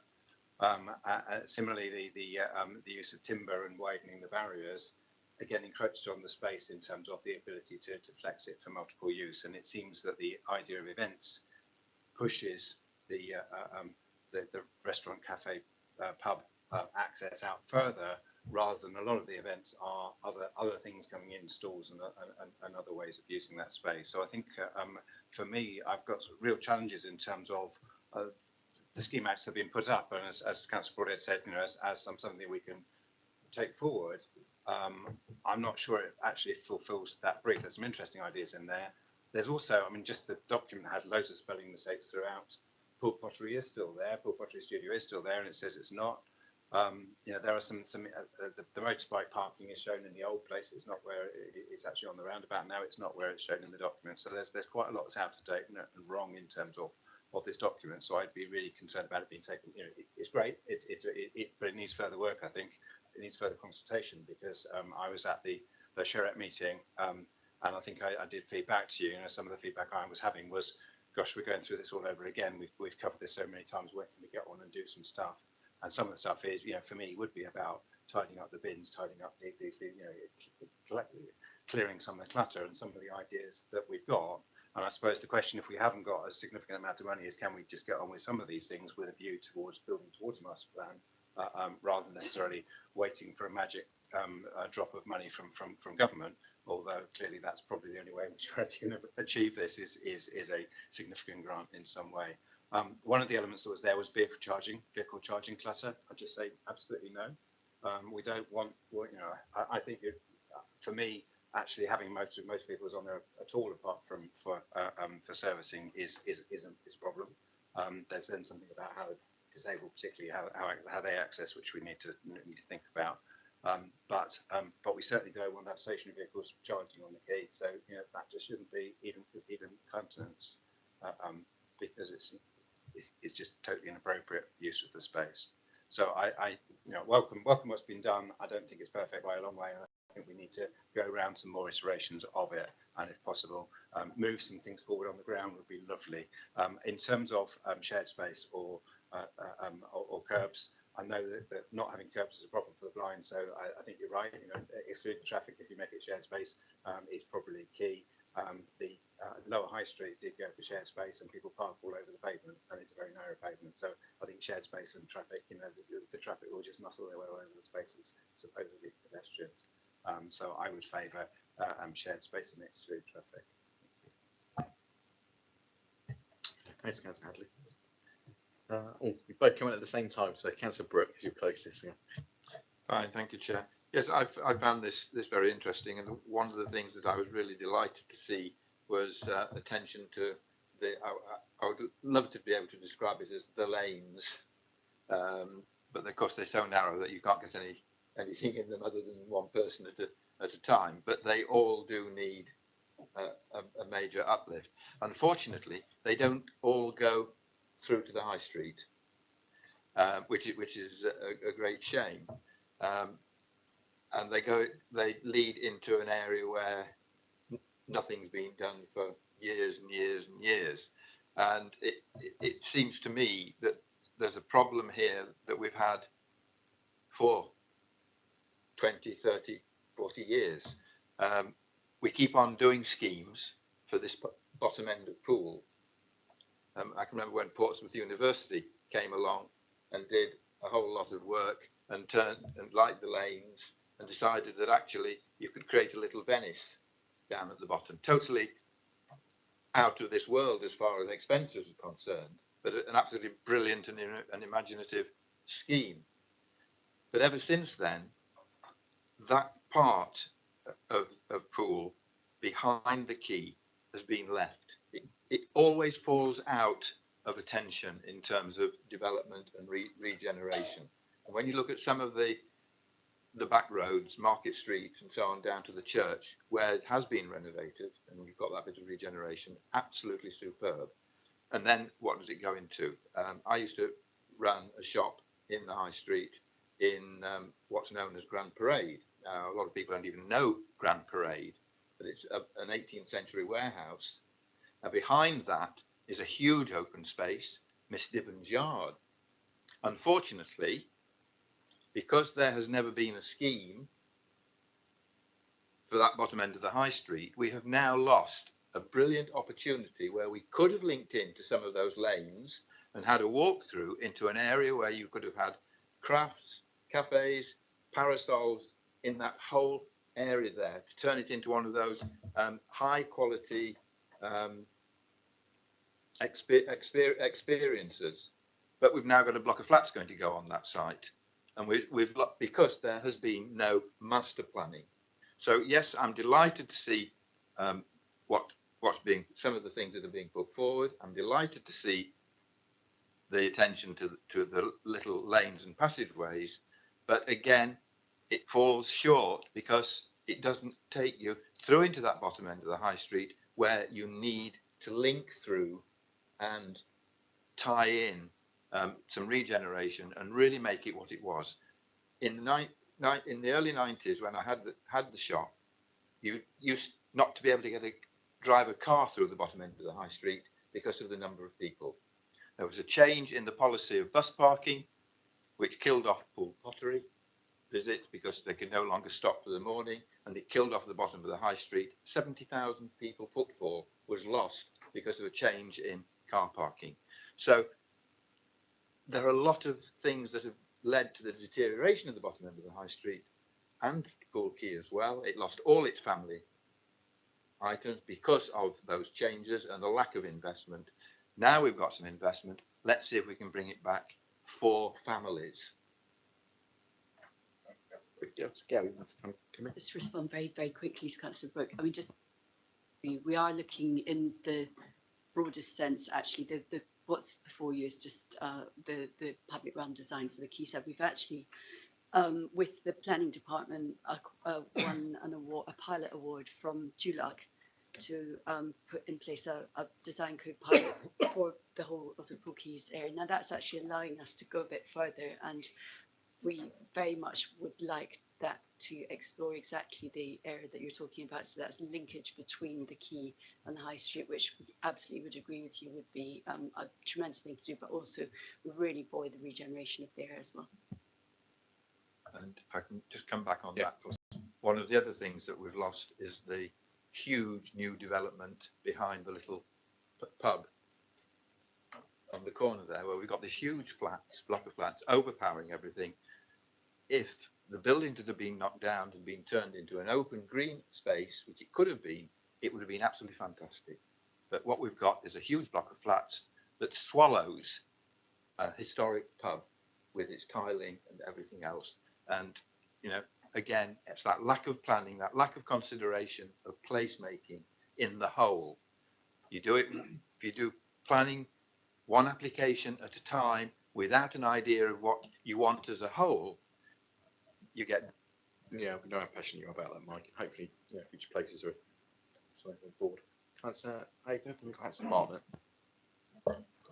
Yeah, I think I'm going to go somewhere down the middle here between the two previous speakers in front of me, because the quay, like many people, I go to the quay virtually every day, and I soak up a lot of the views, very impassioned views that I hear from many people up and down the quay, and you know, you can't help but have a ton of conversations. Everyone's got a view, and sometimes that, with the greatest respect, is the problem, because I've been around in this place as a councillor 7 years. There's some who've been here a lot longer than me, and it has been a struggle to get something off the ground, concerted, you know, sort of all-encompassing on there. And part of the issue is the very large number of disparate views on this, and I will say that, you know, fearlessly, because there is not consensus on this at all.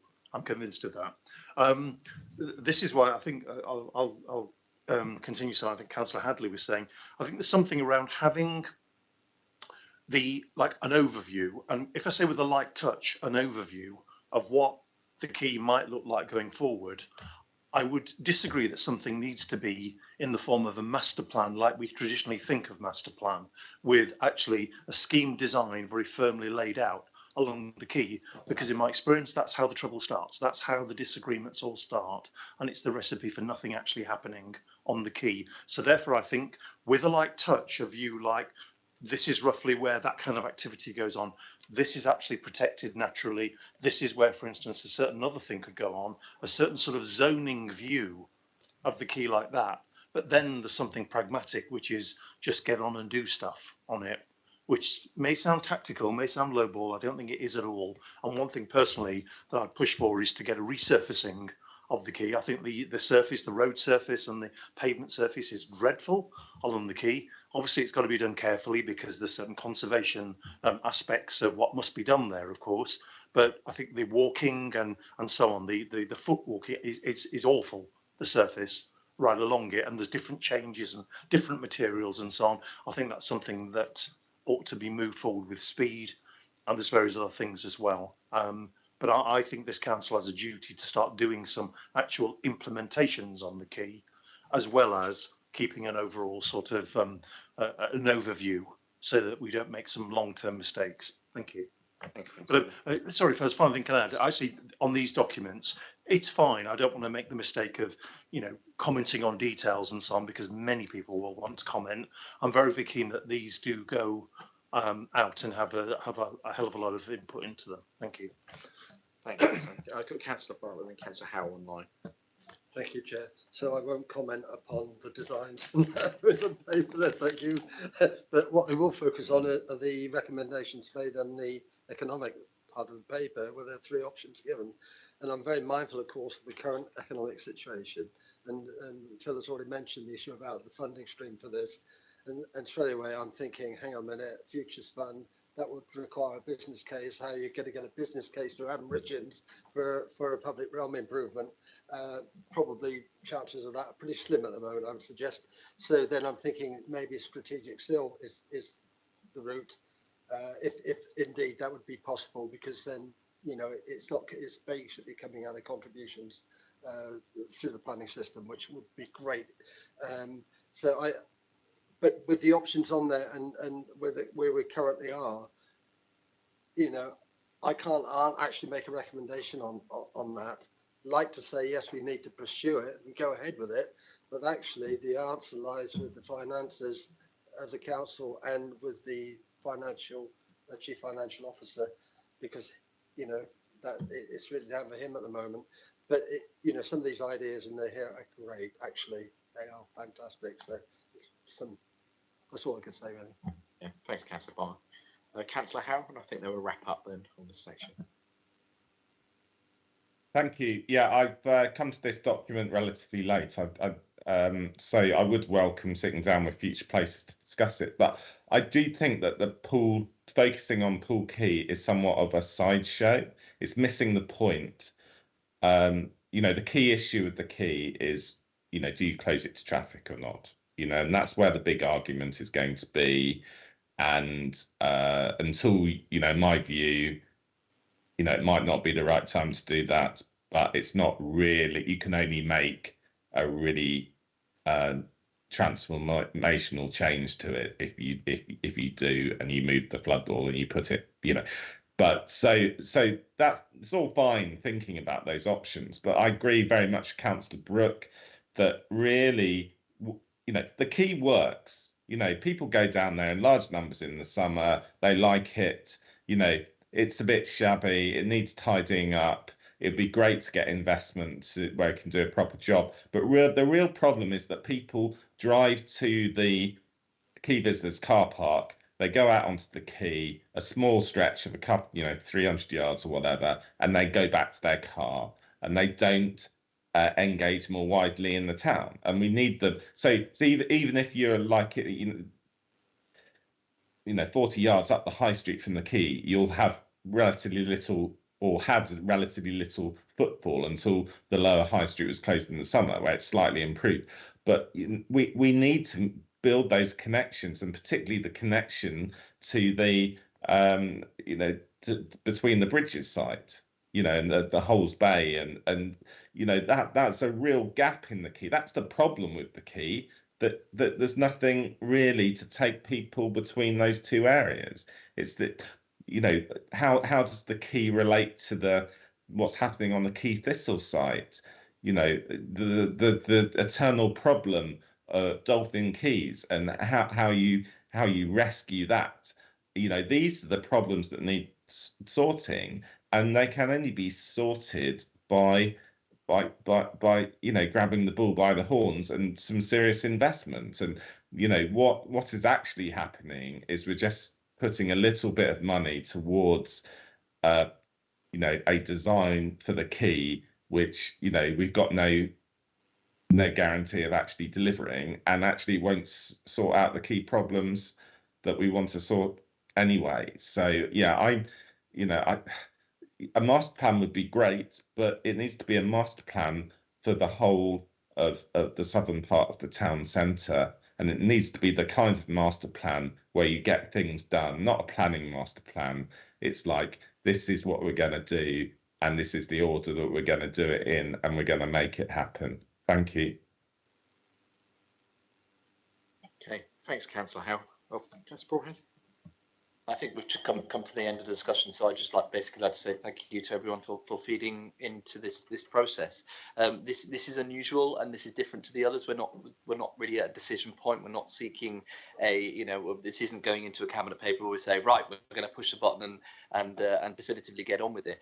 A, because kind of the quantum of the work for this work stream is done, and B, because frankly we don't know what options we might have in a short space of time. It could well be that the options do present ourselves to push the button and take it to the next phase. So I think it's a really important piece of work that's been done. I think there's been a lot of really good input and ideas tonight to kind of flavour what comes next. And then we just hope as we move forward through the year and into next year that we can find I mean, at the very least, as it stands at the moment, we've got a really solid base for some design-based decisions that feed into planning policies and a whole host of other things.